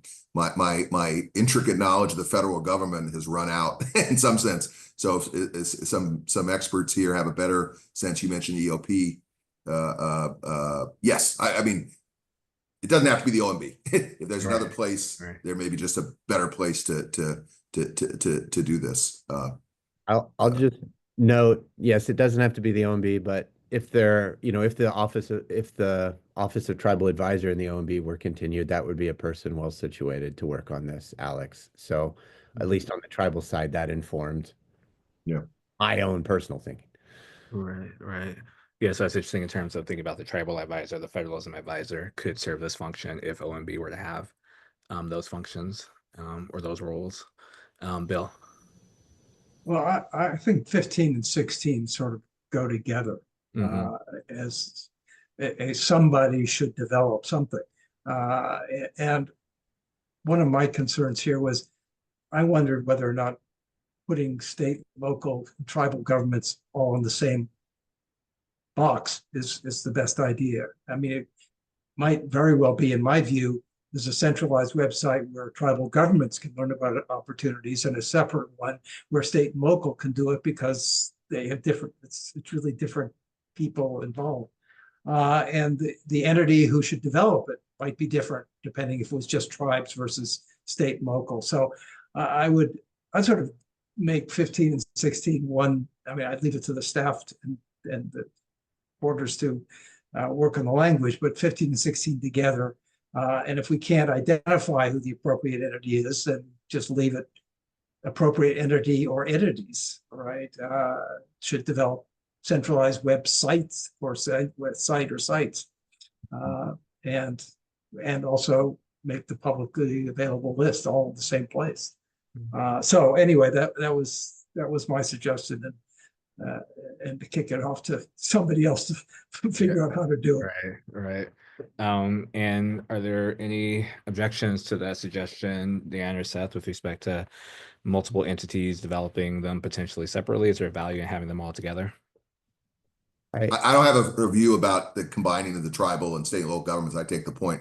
I kind of like the appropriate entity, maybe settling on that, kicking that can down the road, apropos of that suggestion, but maybe we can work on some language. Again, but Alex's point about the OMB and the earlier point persuades me that we should definitely take them out, that OMB out, at least as the state and local part, given resources and other considerations. I would separate them for the reasons Bill gave. Okay. Yeah. So separating out, allowing for entities could give that option or opening to separate, or we could sort of put them into separate recommendations, but it will feel a little duplicative, or ways in which we could frame that language that suggests separation. But we'll do that at the committee of style level and not spend your valuable time on this. Okay. Any other comments on combined 15 now? Jessica, is it Jessica or Stone Jessica? Jessica, yeah. Jessica, sorry. My comment is on the last clause in 15. require the formal government to government consultation to requires direct engagement. That sounds like a requirement not for OMB and part of the development of this list. That's like what the agencies have to do. I don't know if that can just be taken out and stated elsewhere, or if it's probably stated elsewhere already. Just got it. Okay. So yeah, so either state elsewhere, delete it, or separate it out in some way is the suggestion from Jessica. Any comments or responses? It is stated elsewhere. Jessica's absolutely right. I agree 100%. I think this got worked in as we were working on it because we were worried that depending on how this is phrased, it might give an agency the misperception that talking with, say, a national organization, of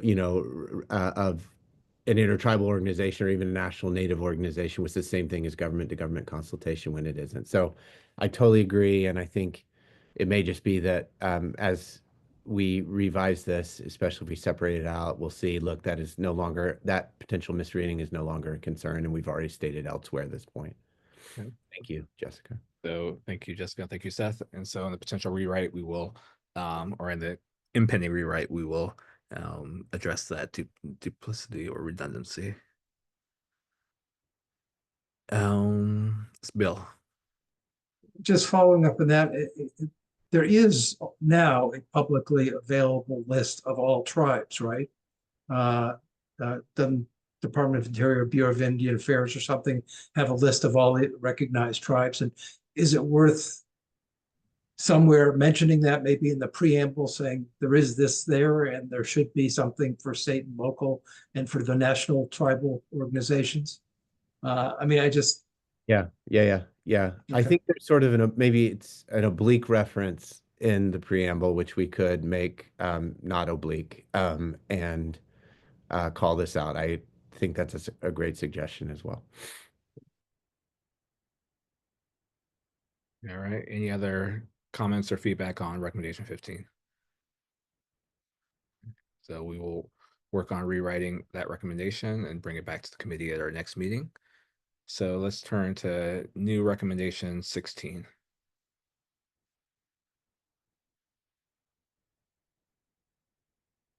There's a comment on from Noel. I don't know if Noel's still with us. I can only see 6 people about effective language effective consultation, or whether an aspect of the report should be included in the recommendation.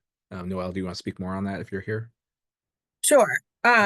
So we just noticed that there's a portion of the consultant's report, and I didn't include the page here. Apologies about that. But there's a portion of the consultant's report that makes a recommendation as to what Congress should be doing.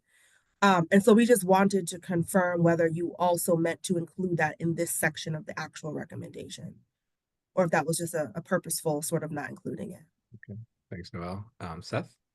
In conversations with staff, we purposely decided not to include it and to rather focus on 2 concrete, discrete recommendations, each of which is supported by our findings. The second of which actually builds on something that Congress has recently done in a targeted way, and we're recommending that Congress recognize that the problem it was solving in that one context exists outside that context, and it should consider building on what it's already done to address the problem as it arises out of the particular context in which it addressed it.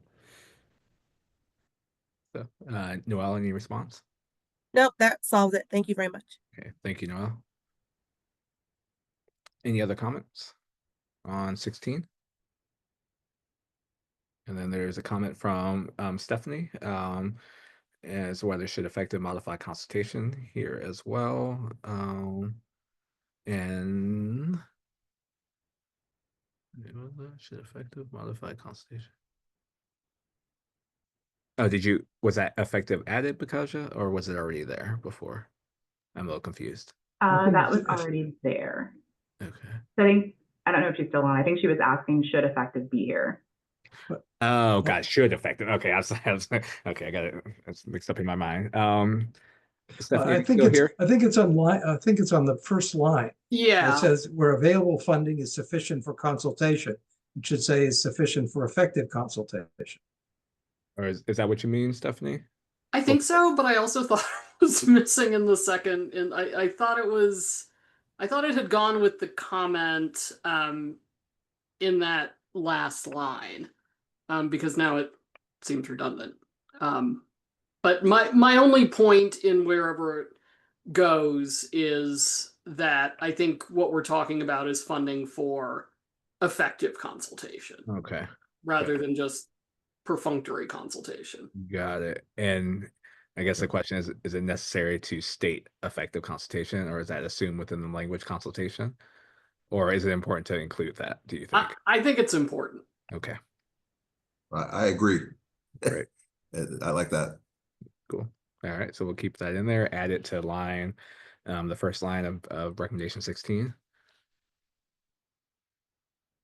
Any objections to that change?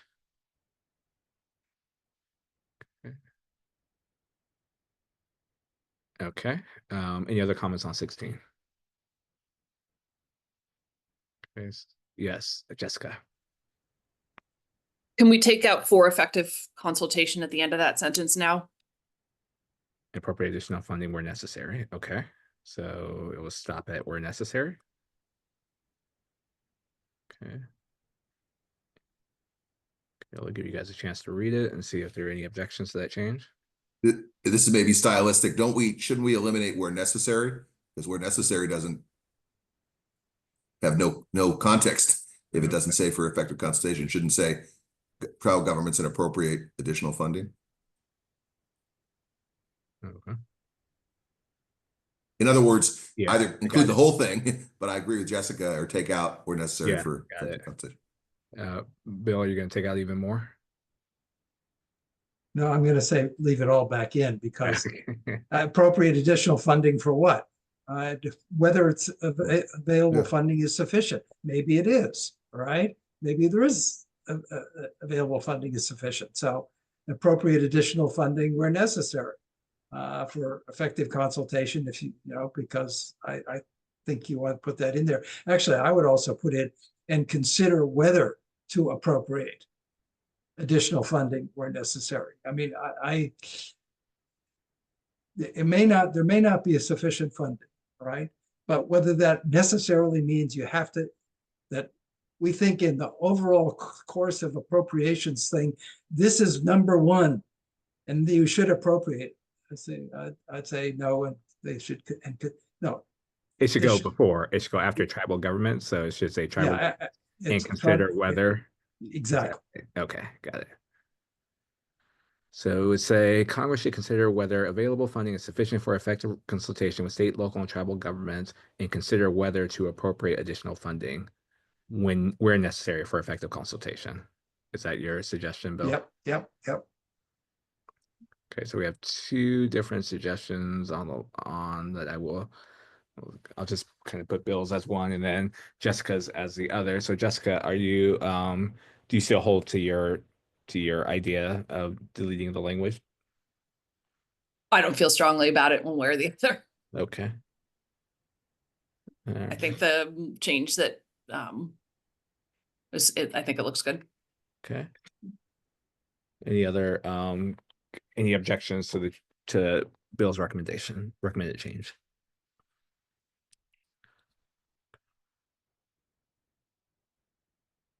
All right, we'll accept that change. And then any other comments on 16? So let's move forward to recommendation 17.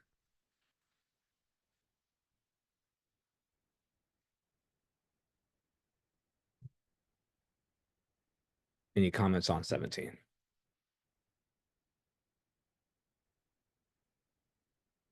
Bill. Well, I read the report and what it said here, and I'm wasn't totally convinced that this was necessary. But if it was, shouldn't we also protect information deemed sensitive by state and local governments? So the decision to only include information shared during tribal consultations and not consultations with state and local government. I know Dan or Seth, you have responses to that? I don't have any objection to it, but to be honest, I think Seth looked into this more in connection with tribal consultations. So maybe service some issues of particular concern, and I didn't with respect to state and local governments, but I can certainly conceive of some issues of some sensitivity in state and local contexts that would warrant including it here, but I don't have a strong view. Okay. On the tribal side, we heard during interviews and saw from the policies and comments we reviewed that this is a recurring issue that's raised. There were federal agency officials that recognize it. And, you know, I think we might say Congress should consider amending. But the bottom line for me, at least, is I saw that Congress had recognized this issue in the STOP Act, which is a recent act related to objects of tribal cultural patrimony. I found that the issue is coming up from the perspective of both federal agency officials and folks interacting with them outside of the specific context addressed by the STOP Act amendments to FOIA. And in light of that, put in the report a recommendation that Congress consider whether to go ahead and address the issue beyond the specific context in which it's recently addressed it. Bill, do you have a response? Yeah, I'm willing to go with Congress should consider amending. And then also to protect certain information deemed sensitive. In other words, it's not any information that the tribal government think is sensitive, but in writing this exemption, they ought to specify, like they do in the STOP Act, perhaps, what kind of information should be able to be deemed exempt. So with those changes, I can accept it. Okay. Seth, any response to those changes? I think that's consistent. That's consistent with what we found and were suggesting in the report. Okay. Any other suggested changes or any objections to those changes that Bill has proposed? Okay, we'll accept those changes. Any other suggestions with respect to recommendation 17? Okay, so we will now move back to the preamble and make it as far as the 30 minutes give us. And then go from there. So what we'll do with the preamble is work paragraph by paragraph. There have already been recommendations made with respect to the preamble, so no need to repeat those recommendations here. Recommendations in the course of our conversation. There will be also some comments on the side that we'll look at, but the recommendations that have been made as part of our conversation today, consider those already noted, and we will incorporate those into any changes that we make to the recommendations that we bring to the next meeting. This rest of the session should be on any new suggestions you seek to make with respect to the preamble, including addressing those that are made in the comment boxes on the side. Okay. So we'll do a paragraph by paragraph. I'll give you some time to read through the first paragraph, which is line 1 through 12. We'll address the committee on style change that was made to this paragraph, and then we'll move forward.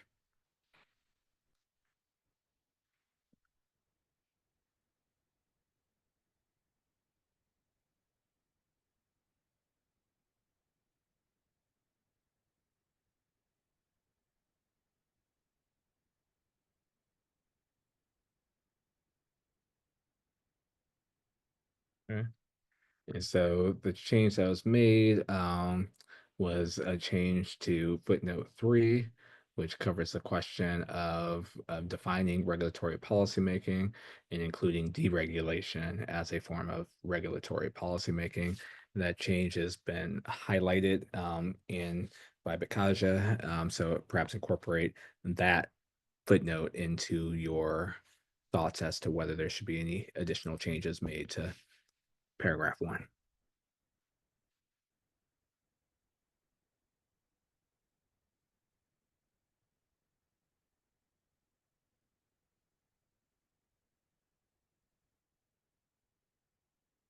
Yes, Bill. Well, if regulatory policymaking is in the footnote 3, refers to regulations, legislative council, and other policy statements or actions. I mean, this policy statements or actions. I mean, I think we need to give more prominence to non-rule types of actions. And in the actual recommendations, we specifically call out in one place licenses and permits. And I think in the preamble, we need to make much more clear than is now that this regulatory policy making is both policy making and policy implementation. And that would, I think, I mean, right now we have it buried in a footnote in 3, which is the end of the paragraph. And I'd say on line 3, our third sentence, and when federal agencies engage in regulatory policy making, all of a sudden we don't, what is regulatory policy making at that point? And when federal agencies engage in regulatory policy making or take actions implementing regulatory policy.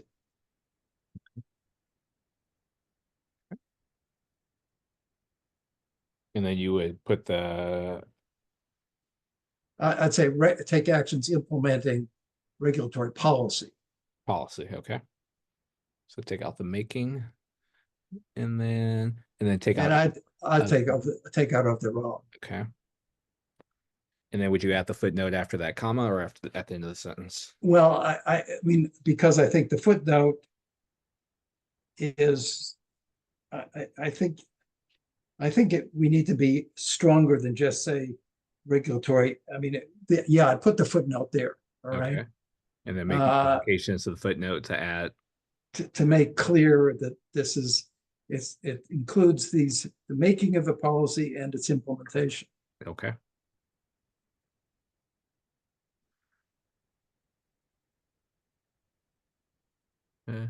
So we'll figure out where to add that here without necessarily bogging down the committee, but we'll need to add implementation and perhaps make direct mention of licenses and licensing and permitting. Right. Is the word may okay there on line 4? They may coordinate?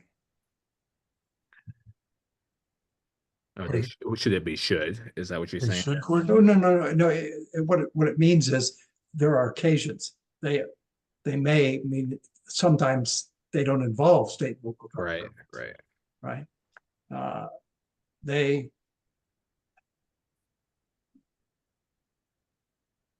May be required to?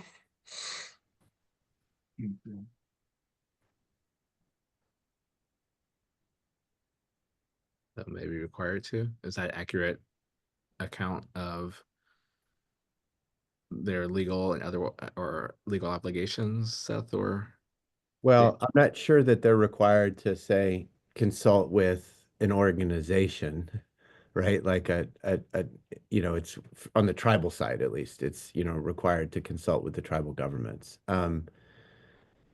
Dan can speak to the state and local side. No, I think that's right as well. I'm not sure why we want to limit it that. I mean, these are recommendations about best practices that are, of course, drawn from UMRA and the executive orders, but we want agencies to do these things. So, I'm a little uncomfortable with required to, because where's the reference? Only when the 4 corners of the law strictly demand that. I mean, we want them to coordinate because the values of federalism will be best protected in that way. So, well, we need some sentence that says, I mean, maybe the first sentence should be something in the order that federal agencies in making regulatory, well, it's a question, are state, local, and tribal governments affected in some way by what the federal agency is doing? All right. And the answer is, if what the federal agency is doing somehow affects these state, local, tribal governments, then the agency should be collaborating with them. And what we start off now is, well, they do collaborate with them, and they do, laws sometimes require it. So maybe the first two sentences are surplusage. Bill, is that your point? The first two sentences of.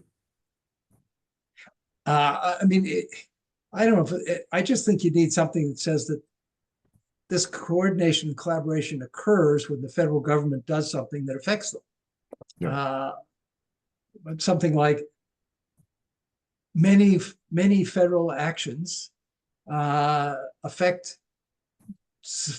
significantly affect state, local, and tribal governments in many ways. Yep.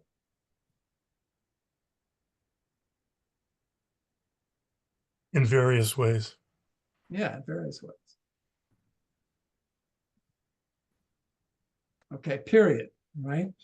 Federal agencies coordinate and collaborate in many ways. Well, maybe we don't need that. Maybe required parts. Yeah, I know. Yeah, you probably don't need either of those. Yeah. Yeah, I think you could sort of take out two and. Yeah. I mean, the question is, what was the value of the footnotes? Do the footnotes have references to laws that we might want to maintain references to? No, the first footnote was just to distinguish it from the other AGIS project on federal agency collaboration. And so it was just sort of nesting collaboration, consultation is one form of it. So okay, so we could even add that footnote back to the first, after the first sentence, potentially. Or at the end of this paragraph, actually, probably the better place. Okay, you can do it at the end of the paragraph too. Sure. Okay. And when federal agencies engage in regulatory policy or take actions implementing regulatory policy, that may affect state, local, and tribal governments.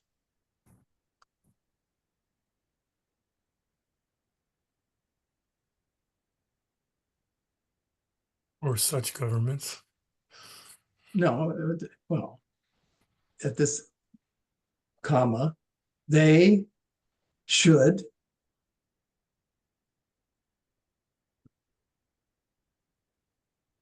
coordinate and consult with such governments.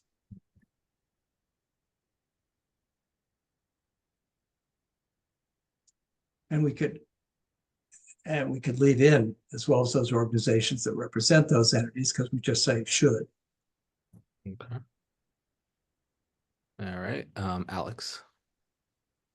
So this may already be anticipated in the text to be added to the footnote, but I think the change from may to should makes it very important that we be clear what implementing regulatory policy means and cabin the scope of that, because it would seem like this could become very burdensome on agencies that are doing things that wouldn't normally be thought of as approaching regulatory policy making. I mean, sort of routine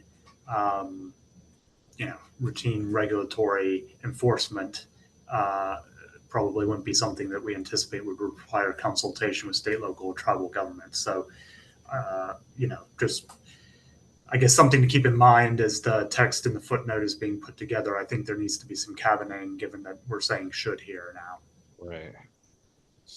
So, so there's one of two options. We could either specify what we mean by implementation quite clearly,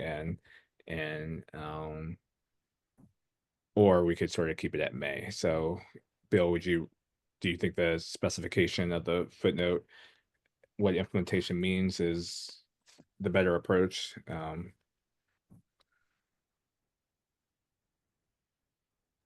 I agree with Alex that, I think we need to explain more clearly what we mean by implement. And that's why I think in the definition, in the footnote, it's important to say, and I think permit, maybe the consultants can help as well. But in my mind, the two things are permits and licensing are the two big areas of implementation that we're concerned with. if there's other specific areas that we're concerned with that are actions, let's say it, but agreed. I mean, enforcement per se wouldn't be an order or a rule. So I think it's sort of like we want something to be an order or a rule. Yeah. So so either specify in terms of what it is, or at least make clear some things or what it's not, such as routine enforcement actions. So we'll have to we don't have to deal with that now, but we'll need to make that adjustment, and we'll come back to you all with the adjustment that is made. Okay. So any comments on the changes proposed by Bill before I ask if there are any objections?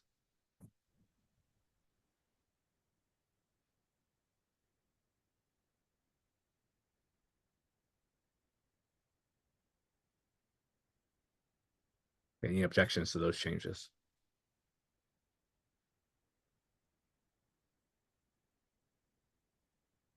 Okay. Any other comments on the rest of paragraph 1, which now extends onto page 2?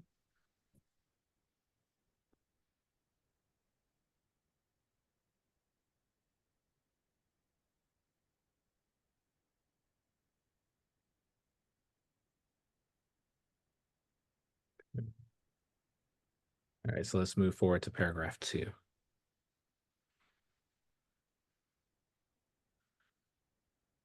So there was a comment that this was made by Noel, and I think it was agreed to by the consultant that it was a good idea to change the language to the values of cooperative federalism.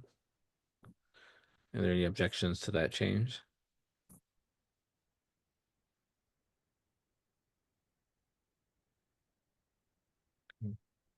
Okay, we'll make that change. And then any other thoughts on paragraph 2?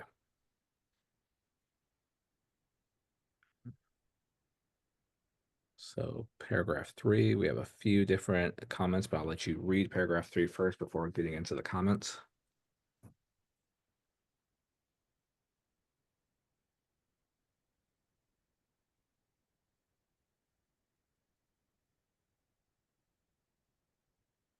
Okay, so I'll turn to Noel, who has the first comment with respect to has and suggests changing it to reflects. Is there anything more you want to say on that, Noel? I think the comment speaks for itself, but happy to answer any questions. Great, thank you. Any objections to that change from has to reflects?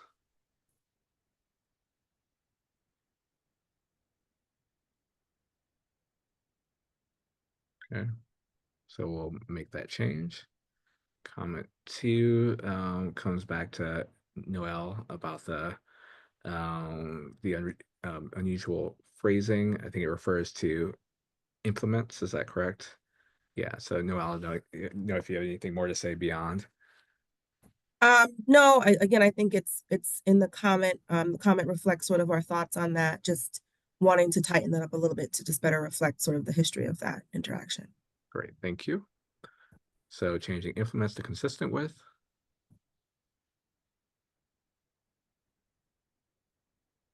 Okay, any objections? Stephanie. Shouldn't it be is consistent with? Okay. Or is conducted consistent with? Okay. So we have is consistent with that friendly amendment, Noel? Yes. Okay. Any objections to the change? Noel's change as addended or amended by or added to by Stephanie?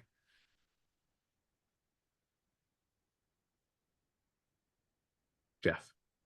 Is the word conducted really, necessary?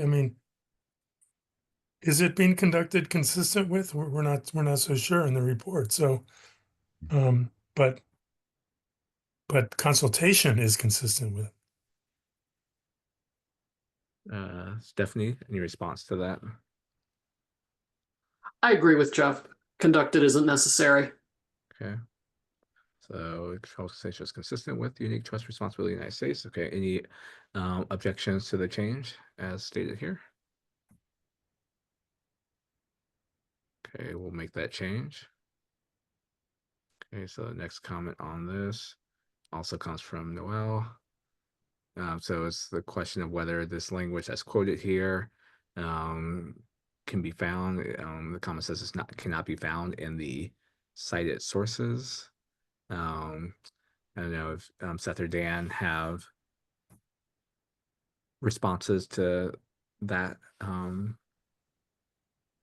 I think we just need to double check the quotation and the cited source. I'm sorry I didn't do that before the meeting. There are cited sources below there that talk in which Congress states that it's recognizing the obligation of the federal government to promote tribal self-determination. So I think the underlying idea is reflected in various statutes, including the ones that we cite. And beyond that, we'll double check and correct as needed. Thanks, Seth. Bill. I thought there should be a footnote after the first quote and a second and a different citation, different footnote for after the second quotation. In other words, unique trust responsibility of the United to protect and support Indian tribes and Indians. Footnote, cite to whatever that quotation is from. Mm-hmm. And then new footnote for after the duty of the federal government to Okay. promote some new footnote, new citation. Okay. I think that would make it clearer. Okay. Yep. All right, so we'll add a second citation there. And make sure we'll double check our quotes to make sure that they accord with the relevant law that's being cited or order that's being cited. All right. Any other comments on that paragraph, Jeff? Just a footnote 4. I put this in the chat, but because I didn't think I'd be back in time, but Okay. Oh yeah, sorry. no, the next one, the next footnote.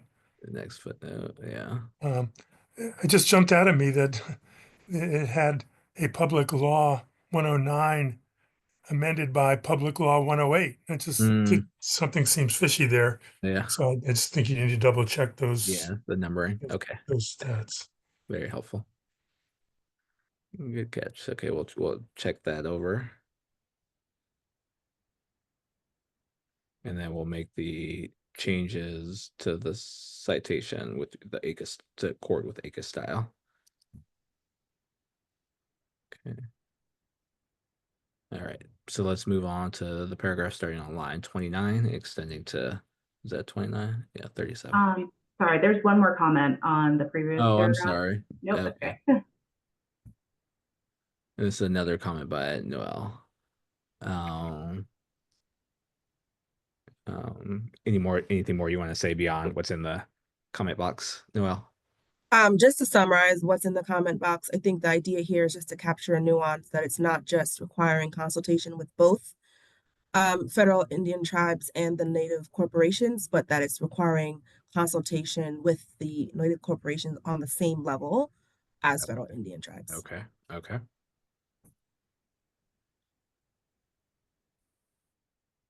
And Seth, as a person who took the lead, are you on Yeah, this? we should make that. Yeah, Okay. that change. Thank you. Yeah. Okay. So we'll make that change. Thank you, Noel.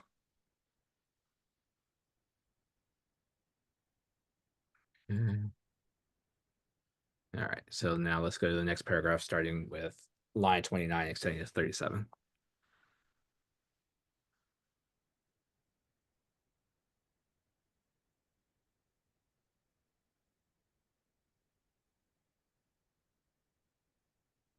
Any comments on paragraph starting on line 29?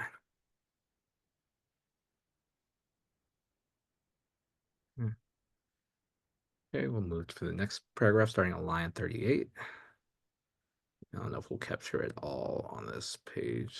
This is a long footnote, but we'll start with the first part of 28 and scroll down momentarily.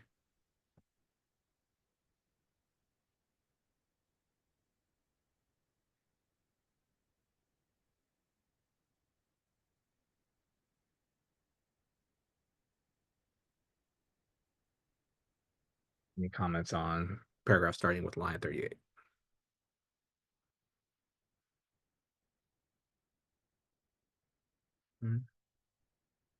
Okay, so we'll move forward to the next paragraph, starting on line 45.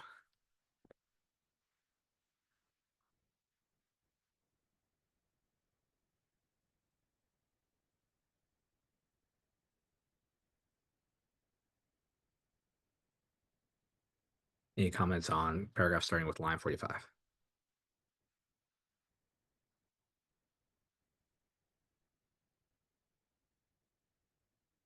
Okay, we'll move forward to the next paragraph, starting with line 54.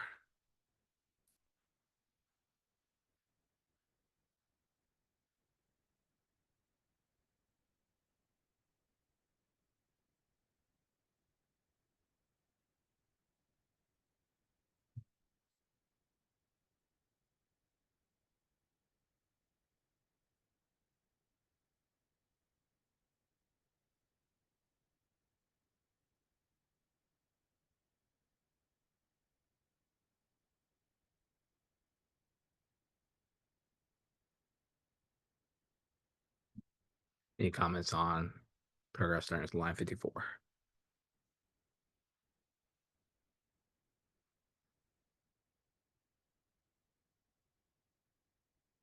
Okay. And then we have 3 comments with respect to the next paragraph, starting with line 71. The first from Noel.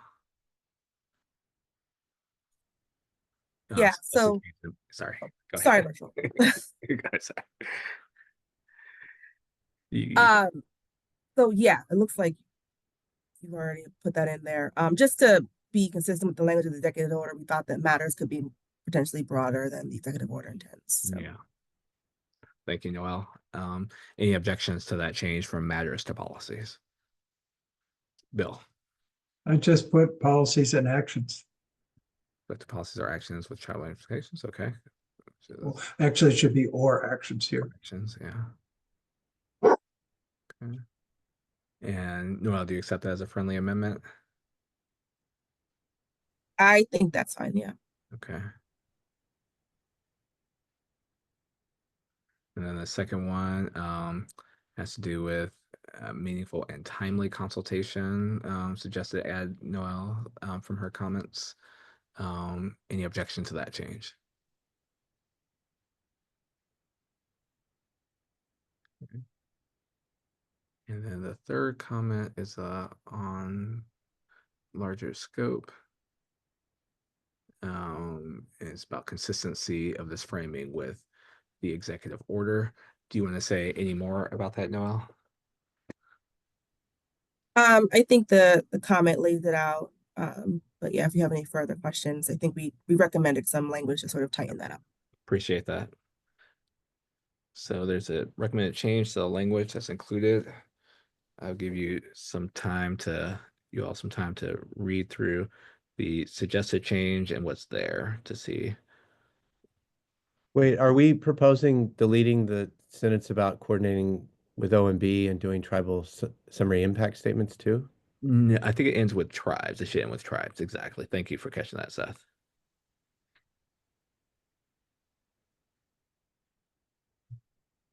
Bill. Oops, sorry, old. Oh, okay, sorry. All right. Any objections to that, to Noel's change in language, starting with Executive Order 13175?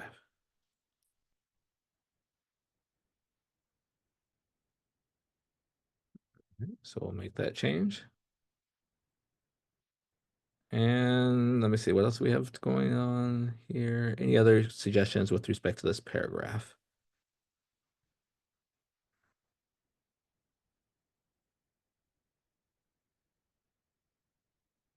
Okay. All right. And scroll down a little bit, Bakaja. Let me see how much more we got. Okay, let me just stop here because we won't be able to get through these last 2 paragraphs. We'll just kind of review these at the beginning of our next meeting. And we will incorporate the suggested changes to the preamble again that have already been made as part of our meeting today. So thank you all for those suggestions with respect to preamble and also all of the suggestions and deliberations with respect to the recommendations. There are some adjustments that we'll need to make and bring back to the committee at our next meeting.